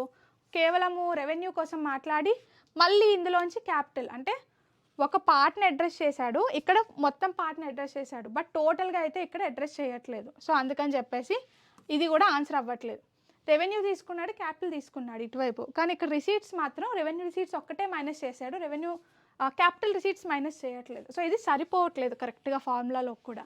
సో అందుకని ఇది ఆన్సర్ అవ్వదు. ఓకే ఓకే సో ఇప్పుడు మనం డెఫిసిట్స్ కోసం మాట్లాడుకున్నప్పుడు ముఖ్యంగా మనకి 3 రకాల డెఫిసిట్స్ ఉంటాయండి. సో యాజ్ ఇన్ జనరల్గా expenditure is greater than revenue deficit అనే సిచ్యువేషన్ వస్తుంది. అయితే రెవెన్యూ డెఫిసిట్ అని ఎప్పుడు అంటాము? కేవలం రెవెన్యూ ఎక్స్పెండిచర్ తీసుకొని అందులోంచి రెవెన్యూ రిసీట్స్ మైనస్ చేస్తే దాన్ని రెవెన్యూ ఎక్స్పెండిచర్ అంటాం. సో ఫార్ములా ఏమైపోతుంది? Revenue expenditure minus revenue receipts is equals to revenue deficit అవుతుంది. నెక్స్ట్ ఫిజికల్ డెఫిసిట్ చూడండి. ఫిజికల్ డెఫిసిట్ ఫార్ములా ఏంటంటే టోటల్ ఎక్స్పెండిచర్ ఉంటుంది కదా, అందులోంచి మనం టోటల్ రిసీట్స్ని మైనస్ చేస్తాం. Total expenditure minus total receipts is the formula for physical deficit. మరి primary డెఫిసిట్కి physical డెఫిసిట్కి తేడా ఏంటంటే ఇక్కడ మనం ప్రైమరీ డెఫిసిట్లో టోటల్ కన్సిడర్ చేస్తున్నాం. ఏం చేస్తున్నాం? ప్రైమరీ డెఫిసిట్లో టోటల్గా కన్సిడర్ చేస్తున్నాం. సో అంటే సింపుల్గా చెప్పాలంటే ఫిజికల్ డెఫిసిట్లో టోటల్ కన్సిడర్ చేస్తున్నాం అంటే కంప్లీట్గా ఒక దేశము ఎంత తక్కువలో ఉంది, ఇంకా ఎంత అమౌంట్ని అప్పు తెచ్చుకోవాలి, ఈ విషయం తెలుస్తుంది ఫిజికల్ డెఫిసిట్లో. కానీ ప్రైమరీ డెఫిసిట్లో ఏంటంటే ఫిజికల్ డెఫిసిట్లోంచి ఇంట్రెస్ట్ పేమెంట్స్ని మైనస్ చేసేస్తున్నాయి. నెట్ ఇంట్రెస్ట్ లయబిలిటీ అంటే సింపుల్గా ప్రీవియస్ ఇయర్లో, ఇయర్ కాకుండా ఇది వరకు సంవత్సరంలో మనం కాస్త అప్పు తీసుకొని ఉంటాం కదా వేరే దేశాల దగ్గర, ఇంటర్నేషనల్ ఆర్గనైజేషన్స్ దగ్గర, మరి ఆ అప్పుకి వడ్డీ కట్టుకోవాలి కదా. సో ఇది వరకు ఇయర్లో తీసుకున్న అప్పుకి మనం కట్టాల్సిన వడ్డీ ఏదైతే ఉందో ఆ వడ్డీలని ఫిజికల్ డెఫిసిట్లోంచి ఎప్పుడైతే మైనస్ చేసి చూస్తామో అప్పుడు కేవలం కరెంట్ ఇయర్ కోసం చూస్తే దాన్ని ప్రైమరీ డెఫిసిట్ అంటాం. అలా కాకుండా యాజ్ అ హోల్ ఈ సంవత్సరం మనకు వచ్చే ఆదాయం కన్నా ఖర్చు ఎంత ఎక్కువ ఉందో చూస్తే దాన్ని ప్రైమరీ డెఫిసిట్ అంటాం. ఓకే, సో ఫిజికల్ డెఫిసిట్లో మనం ఇంట్రెస్ట్ తాలూకా ఇంట్రెస్ట్ ఉంటుంది కదండి, ఆ ఇంట్రెస్ట్ని మైనస్ చేయట్లేదు, ఇంట్రెస్ట్ కూడా ఇంక్లూడ్ అయి ఉంటుంది ఎప్పుడు ఫిజికల్ డెఫిసిట్ కోసం మాట్లాడినప్పుడు. కానీ ప్రైమరీ డెఫిసిట్ కోసం మాట్లాడినప్పుడు ఫిజికల్ డెఫిసిట్లోంచి ఏం చేస్తున్నాం? ఇంట్రెస్ట్ పేమెంట్స్ చేస్తాం కదా కింద సంవత్సరం తీసుకున్న అప్పులకి. మనకి కరెంట్ ఇయర్ది కరెక్ట్గా తెలియాలన్న ఉద్దేశంతో ఫిజికల్ డెఫిసిట్లోంచి ఈ సంవత్సరం మనం కట్టబోయే ప్రీవియస్ ఇయర్కి సంబంధించిన అప్పు యొక్క ఇంట్రెస్ట్ని మైనస్ చేసుకుంటాం ఇంకా కరెక్ట్గా వాల్యూ తెలుసుకోవడం కోసం. దాన్ని ప్రైమరీ డెఫిసిట్ అంటారు.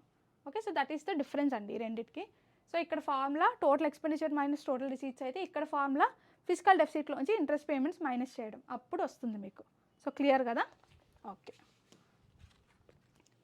Which country hosted the Udara Shakti 2024 bilateral exercise with Indian air force? So ఎవరు హోస్ట్ చేశారంటే రీసెంట్గా మలేషియా అండి. సో ఉదార శక్తి అన్న వెంటనే ఇండియన్ ఎయిర్ ఫోర్స్ అలాగే మలేషియన్ ఎయిర్ ఫోర్సెస్ తాలూకా ఎక్సర్సైజ్ అని గుర్తు రావాలి. Okay, so Malaysia is the answer for this question. Okay, so clear కదండి. ఓకే, సో ఈ ఉదార శక్తి అనేది దీనికోసం మనం మాట్లాడాలనుకుంటే రీసెంట్గా 2024లో కండక్ట్ చేశారు, బాగానే ఉంది. లాస్ట్ టైం ఎప్పుడంటే 2018లో కండక్ట్ చేశారు. ఎప్పుడు కండక్ట్ చేశారు? 2018లో. ఇది ఒక యాన్యువల్ ఎక్సర్సైజ్ కాదు, బైఎన్నియల్ ఎక్సర్సైజ్ కాదు. ఎందుకంటే ఫ్యూ ఇయర్స్కి ఒకసారి జరుగుతుంది ఇది. ఓకే, ఇన్ జనరల్గా మనకి ఇలాంటి బైలేటరల్ ఎక్సర్సైజెస్ చూసుకుంటే అయితే 1 ఇయర్కి ఒకసారి జరుగుతాయి, లేదా 1 ఇయర్లో 2 టైమ్స్ జరుగుతాయి, లేదు అంటే 2 ఇయర్స్కి ఒకసారి జరుగుతుంది. కానీ ఏ ఎక్సర్సైజెస్ అయినా సరే ఈ ప్యాటర్న్ ఫాలో అవుతూ ఉంటాయి. అది కాకుండా ఏదైనా ఒక ఎక్సర్సైజ్ ఉందంటే అందులో ఒకటి ఉదార శక్తి. ఉదార శక్తి అనేది ఇండియా మలేషియా మధ్యలో జరుగుద్ది, కానీ యాన్యువల్ ఎక్సర్సైజ్ కాదు, బయాన్యువల్ కాదు, బయాన్యువల్ కూడా కాదు. అంటే కొన్ని సంవత్సరాలకు ఒకసారి, చెప్పలేము కరెక్ట్గా ప్యాటర్న్ లేదు, ఫ్యూ ఇయర్స్కి ఒకసారి జరుగుతూ ఉంటుంది. లాస్ట్ టైం ఎప్పుడు జరిగిందండి? 2018లో జరిగింది. ఓకే, ఫ్యూ ఇయర్స్ బ్యాక్ జరిగింది. సో మలేషియాలో ఎక్కడ జరిగిందంటే ఇప్పుడు రీసెంట్గా మనకి కువాంతన్ అనే ప్రాంతంలో. ఎక్కడ జరిగిందండి? కువాంతన్ అనే ప్రాంతంలో జరిగిందనమాట రీసెంట్గా.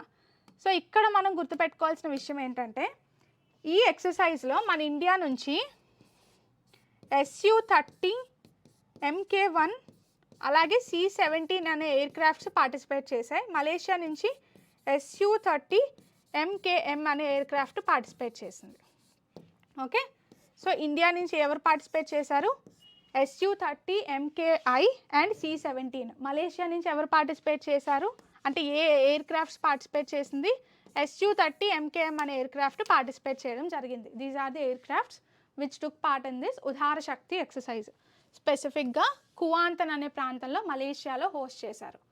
సరే, దీంతో పాటు కొన్ని ఇంపార్టెంట్ అదర్ ఎక్సర్సైజెస్ ఇండియాకి సంబంధించినవి చూసేద్దాం.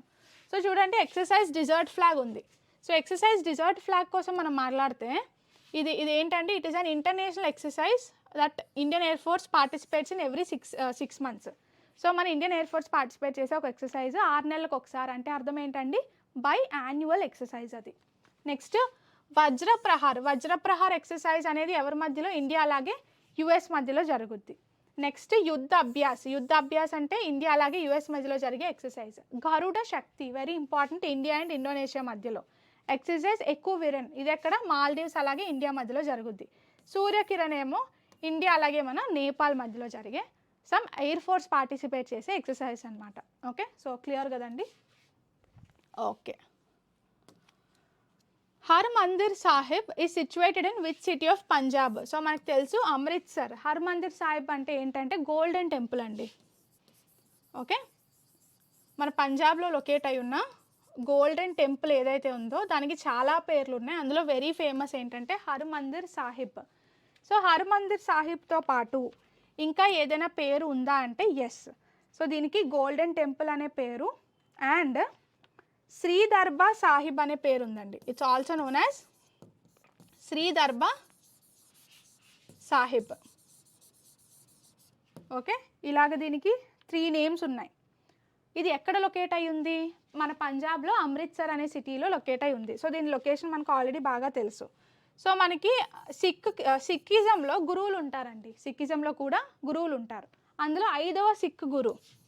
ఓకే, 5వ సిక్ గురు ఎవరైతే ఉన్నారో ఆయన దీన్ని కన్స్ట్రక్ట్ చేయించారు. సో 5వ సిక్ గురు అంటే ఎవరండి? ఆయన గురు అర్జన్ దేవ్జీ గారు. ఓకే, గురు అర్జన్ దేవ్ అనే 5వ గురువు గారు ఈ టెంపుల్ని కన్స్ట్రక్ట్ చేయించారు. ఎప్పుడండి? 1604లో కన్స్ట్రక్ట్ చేయబడింది. మరి ఇప్పుడు దాన్ని మనం గోల్డెన్ టెంపుల్ అని ఎందుకు పిలుస్తున్నాం? ఎందుకంటే దానికి మొత్తం ఇప్పుడు గోల్డెన్ మొత్తం పూత అనేది వేయించారు పైన. సో ఇది ఎవరు చేయించారు? సో ఈ గోల్డెన్ ప్లేటింగ్ అనేది, ఈ గోల్డెన్ బ్యూటిఫికేషన్ మహారాజ్ రంజిత్ సింగ్ ద్వారా చేయబడింది. తర్వాత ఆయన గురువుగారు కన్స్ట్రక్ట్ చేయించారు. తర్వాత మహారాజ్ రంజిత్ సింగ్ ఉన్నారు కదండి, సో ఆయన ద్వారా లేటర్ పీరియడ్స్లో దీనికి స్లోగా గోల్డెన్ ప్లేటింగ్ లేదా గోల్డెన్ బ్యూటిఫికేషన్ అనేది చేయించారు. సో అలాగా ఈ హర్మందిర్ సాహిబ్ లేదా శ్రీ దర్బార్ సాహిబ్ అనే ఈ టెంపుల్కి గోల్డెన్ టెంపుల్ అనే పేరు రావడం జరిగింది. Okay, so that is the thing behind its name. So clear కదండి? Okay. The Deomali is the highest mountain peak of dash. So Deomali అనేది ఏ రాష్ట్రం యొక్క హైయెస్ట్ మౌంటైన్ పీక్? సో ఇది మన ఒడిషా యొక్క హైయెస్ట్ మౌంటైన్ పీక్ అండి. సో మనకి రాష్ట్రంలో ప్రతి రాష్ట్రంలో కూడా ఏదో ఒక హైయెస్ట్ మౌంటైన్ పీక్ ఉంటూనే ఉంటుంది కదా. అలాగ మన ఒడిషా కోసం మాట్లాడుకున్నప్పుడు ముఖ్యంగా ఈస్టర్న్ ఘాట్స్లో ఉందండి. ఒడిషా అనేది ఈస్టర్న్ ఘాట్స్ దగ్గర ఉంది కదా. అలాగ డియోమలి అనే పీక్ ఈస్టర్న్ ఘాట్స్లో కోరాపుట్ జిల్లా, కోరాపుట్ అనే డిస్ట్రిక్ట్లో ఒడిషాలో లొకేట్ అవ్వబడి ఉంది. సో దీని యొక్క లెంత్, సో టోటల్గా దీని హైట్ మీరు చూసుకుంటే దీని యొక్క హైట్ ఎన్ని మీటర్లు అండి? 1672 మీటర్స్, 1672 మీటర్స్ పొడుగు ఉంది ఇది. సో ఇది ఒడిషాలో హైయెస్ట్ అనమాట. సో అలాగే రిమైనింగ్ ఆప్షన్స్ కూడా చూసేసి ఆ స్టేట్స్లో హైయెస్ట్ పీక్స్ ఏంటో చూసేద్దాం. సో అస్సాం ఉందండి. ఇక్కడ అస్సాంలో హైయెస్ట్ పీక్ ఏంటి? ఎస్, సో మనకు బాగా తెలుసు mount Tumjang. Mount Tumjang is the highest peak in Assam. Okay, next west Bengal ఉంది. సో వెస్ట్ బెంగాల్లో హైయెస్ట్ పీక్ ఏంటి? Sandakphu. Sandakphu is the highest peak of west Bengal. West బెంగాల్లో ఉన్న హైయెస్ట్ పీక్. నెక్స్ట్ బీహార్ తీసుకుంటే బీహార్లో ఉన్న హైయెస్ట్ పీక్ ఏంటంటే మనకి Someshwar fort peak. Someshwar fort peak is the highest peak in Bihar. Okay, so these are the highest peak in those respective states. Which country recently joined the Shanghai Cooperation Organization as its 10th member? So recent గా ఒక దేశం అనేది SCOలో 10వ member కింద join అయింది. ఎవరు అని అడిగారు. సో రీసెంట్లీ బెలారస్ అనే దేశం జాయిన్ అయిందండి. ఏం జాయిన్ అయింది? Belarus. So what is this Shanghai cooperation Organisation? మనకి ఇన్ జనరల్గా గ్రూపింగ్స్ అనేవి ఏర్పడుతూ ఉంటాయండి రకరకాల కారణాల వల్ల. కొన్నిసార్లు ఎకనామికల్ రీజన్స్ వలన, కొన్నిసార్లు మిలిటరీ పర్పసెస్ కోసము, కొన్నిసార్లు ఆ ప్రాంతం యొక్క సెక్యూరిటీని కాపాడుకోవడం కోసం, అలా కొన్నిసార్లు ట్రేడ్ అనేది ప్రమోట్ చేయడం కోసం. ఈ విధంగా రష్యా అలాగే చైనా కలిసి, ఓకే, ఈ రెండు దేశాలండి రష్యా అండ్ చైనా కలిసి షాంఘై కోఆపరేషన్ ఆర్గనైజేషన్ని 2001లో ఎస్టాబ్లిష్ చేశాయి. సో ఏ ఇయర్లో ఫామ్ అయింది గ్రూపింగ్ అండి? 2001లో ఫామ్ అయింది. ఏ రెండు దేశాలు కలిసి ఫామ్ చేసే? One is China and the other one is Russia. Okay, ఇది ఒక మల్టీలేటరల్ గ్రూపింగ్ కదా, అంటే చాలా కంట్రీస్ ఉంటాయి. సో ఇప్పుడు ప్రెజెంట్ మనకి ఎన్ని దేశాలు ఉన్నాయి షాంఘై కోఆపరేషన్ ఆర్గనైజేషన్లో? 10 దేశాలు ఉన్నాయండి. ఎన్ని ఉన్నాయి? 10 దేశాలు ఉన్నాయి. అయితే ఈ సంస్థ, ఈ గ్రూపింగ్ అనేది ఏర్పడినప్పుడు 5 దేశాలు ఉండేవి. సో ఇనీషియల్గా ఎన్ని దేశాలు ఉన్నాయి? గ్రూపింగ్ ఏర్పడినప్పుడు 5 దేశాలు ఉండి అలా ఏర్పడ్డాయి. మరి హెడ్ క్వార్టర్స్ పెట్టుకుంటారు కదా. సో దీని యొక్క హెడ్ క్వార్టర్స్ ఎక్కడ ఉండేది అంటే, ఎక్కడుందంటే ఇప్పుడు బీజింగ్ చైనాలో ఉందండి. బీజింగ్లో చైనా హెడ్ క్వార్టర్స్గా రష్యా చైనా కలిసి 2001లో ఫామ్ చేయబడ్డ ఒక మల్టీలేటరల్ గ్రూపింగ్ అని చెప్పచ్చు. ఇది ఒక రీజనల్ ఆర్గనైజేషన్, ప్రాంతీయ సంస్థ అన్నమాట. సో రీజనల్ ఆర్గనైజేషన్ కాబట్టి మనకి దాదాపు ఇప్పుడు ప్రెజెంట్ ఇప్పటికైతే 10 దేశాలు ఉన్నాయి. సో దీని యొక్క స్పెషాలిటీ ఏంటంటే ఇది ఒక లార్జెస్ట్ రీజనల్ గ్రూపింగ్. ఇన్ జనరల్గా ప్రపంచంలో చాలా కంట్రీస్ దగ్గరకు వచ్చి గ్రూపింగ్ని ఫామ్ చేశాయనుకోండి, కాస్త ఎక్కువ సంఖ్యలో ఉంటారు నెంబర్స్. కానీ ఇదొక ప్రాంతీయ గ్రూపింగ్ అయినప్పటికీ కూడా రీజనల్ ఆర్గనైజేషన్స్ అన్నిట్లోనూ కంపేర్ చేస్తే it is the largest regional organisation అని చెప్పచ్చు. అది SCO తాలూకా స్పెషాలిటీ. ఓకే, ప్రపంచంలోనే ప్రాంతీయ సంస్థల్లో వరల్డ్లోనే వరల్డ్స్ లార్జెస్ట్ రీజనల్ ఆర్గనైజేషన్ అని పిలవచ్చు దీన్ని. అది దీని యొక్క స్పెషాలిటీ. ఎందుకు అలా పిలుస్తున్నాము? రీజన్ ఉండాలి కదా మరి. సో ఆబ్వియస్లీ దీని యొక్క పాపులేషన్, ఓకే, దీని యొక్క పాపులేషన్ పరంగా చూసుకున్నా, అలాగే జాగ్రఫీ అంటే ఏరియా పరంగా చూసుకున్నా సరే దీని యొక్క పర్సెంటేజ్ ఎక్కువ. మీరు యూరోప్ అలాగే ఏషియా ఈ రెండు కాంటినెంట్స్ మధ్యలో చూస్తే SCO అనేది 80%ని కవర్ చేస్తుంది. ఎంత అండి? టోటల్గా 80% ఏరియాని ఈ షాంఘై కోఆపరేషన్ ఆర్గనైజేషన్ అనేది కవర్ చేస్తుంది. Okay, so it covers about 80% area of Eurasia. Eurasia అంటే యూరోప్ ప్లస్ ఏషియా కదా, అది దీని యొక్క స్పెషాలిటీ. మరి ఆబ్వియస్లీ లార్జెస్ట్ అని చెప్పొచ్చు కదా. దాంతోపాటు ప్రపంచంలోనే ఓకే ఓకే 40% వరల్డ్ పాపులేషన్, ప్రపంచంలో ఉన్న జనాభా అంతా తీసుకుంటే అందులో 40% మంది జనాభా కేవలము ఇది ప్రాంతీయ రీజనల్ ఆర్గనైజేషన్ అయిన షాంఘై కోఆపరేషన్ ఆర్గనైజేషన్లో ఉన్నారు. దాంతోపాటు 2023కి గాను 2023కి గాను ప్రపంచంలో 32% జీడిపి ఎంతండి, వరల్డ్ మొత్తం జీడిపి కలిపి 100% జీడిపి అనుకుంటే ఆ ప్రపంచంలో ఉన్న 32% జీడిపి కేవలం ఈ ఎస్సీఓలో ఉన్న కంట్రీస్లోనే వస్తుంది. సో 2023కి గాను ఇది దీని యొక్క పర్సంటేజ్ షేర్స్ అనమాట. ఒక పెద్ద ప్రపంచవ్యాప్తం గ్రూపింగ్కి అంత ఉందంటే ఒక అర్థము, కానీ ఇది రీజనల్ గ్రూపింగ్ అయినా సరే ఇంత కాంట్రిబ్యూట్ చేస్తుంది కాబట్టి largest regional organisation in the world అని దీన్ని మనం పిలవడం జరుగుతుంది. So that is the importance of Shanghai cooperation Organisation. సో ఇందులో రీసెంట్గా బెలారస్ జాయిన్ అయింది. అయితే ఒకసారి మనం దీని యొక్క కంట్రీస్ కోసం మాట్లాడుకుంటే ఓకే, సో దీనిలో ఉన్న 10 దేశాలు ఏంటండి, ఓకే, సో దీని యొక్క 10 కంట్రీస్ ఏంటి మరి. సో ఇందులో ఆబ్వియస్లీ మనకు తెలుసు చైనా ఉంది, ఓకే, నెక్స్ట్ బెలారస్ ఉంది, బెలారస్తో పాటు India, Iran, Belarus, India, Iran, Tajikistan. So China, Belarus, India, Iran, Tajikistan, దాంతోపాటు Russia, Pakistan, Uzbekistan, Kazakhstan and Kyrgyzstan,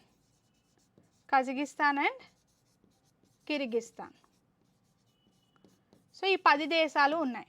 అయితే ఒకవేళ షాంఘై కోఆపరేషన్ ఆర్గనైజేషన్ని ఇవి ఒకవేళ ఎన్నిసార్లు చదివినా గుర్తుండట్లేదు అంటే మీకు చిన్న ట్రిక్ చెప్తాను, దాంతో గుర్తుపెట్టుకోండి. Okay, so imagine you have a friend called Rupak. మీకు ఒక రూపక్ అనే ఒక ఫ్రెండ్ ఉన్నాడండి. సో ఆ రూపక్ అనే ఫ్రెండ్ సిబిఐలో some kind of IT related work చేస్తున్నారు. సిబిఐకి IT related work and support ఈ మీ రూపక్ అనే ఫ్రెండ్ అందిస్తున్నాడు. సో అందుకనే మీరు ఆ రూపక్ని సిబిఐ ఐటీ రూపక్ అని పిలుస్తారు. సో సిబిఐ ఐటీ రూపక్ అంటే ఇక్కడ ఏ ఒక్కటి లేదండి. ఓకే, సో సిబిఐ ఐటీ రూపక్ is the some kind of trick to remember Shanghai cooperation Organisation countries అనమాట. అంటే 10 దేశాలు ఉన్నాయి కదా, మీకు న్యాచురల్గా గుర్తుంటే వెరీ గుడ్, బట్ అన్ని చదువుతున్నప్పుడు గుర్తులేదు అంటే మీరు ఓన్గా ట్రిక్ క్రియేట్ చేసుకోండి, మీకు బెటర్గా గుర్తుంటుంది అనుకుంటే. ఇన్ కేస్ ఒకవేళ అది లేదు అంటే ఈ ట్రిక్ని గుర్తుపెట్టుకోవడానికి ట్రై చేయండి. So CBI IT Roopak. So CBI IT Roopak అంటే ఏంటి, the 10 countries in Shanghai cooperation organisation. C for China, B for Belarus, I for India, next I for Iran, T for Tajikistan, CBI IT. And Roopak వస్తే R for Russia, U for Uzbekistan, P for Pakistan, K for Kazakhstan and K for Kyrgyzstan. Okay, CBI IT Roopak is the trick to remember SCO. So clear కదండి. ఒక్కసారి మళ్ళీ class అయిపోయిన తర్వాత పీపీటీని revise చేసి ఈ కంట్రీస్ని and different థింగ్స్ని revise చేయడానికి try చేయండి. So I hope it is very helpful for you and me preparation బాగా జరుగుతుందని నేను అనుకుంటున్నానండి. All the very best for your examination.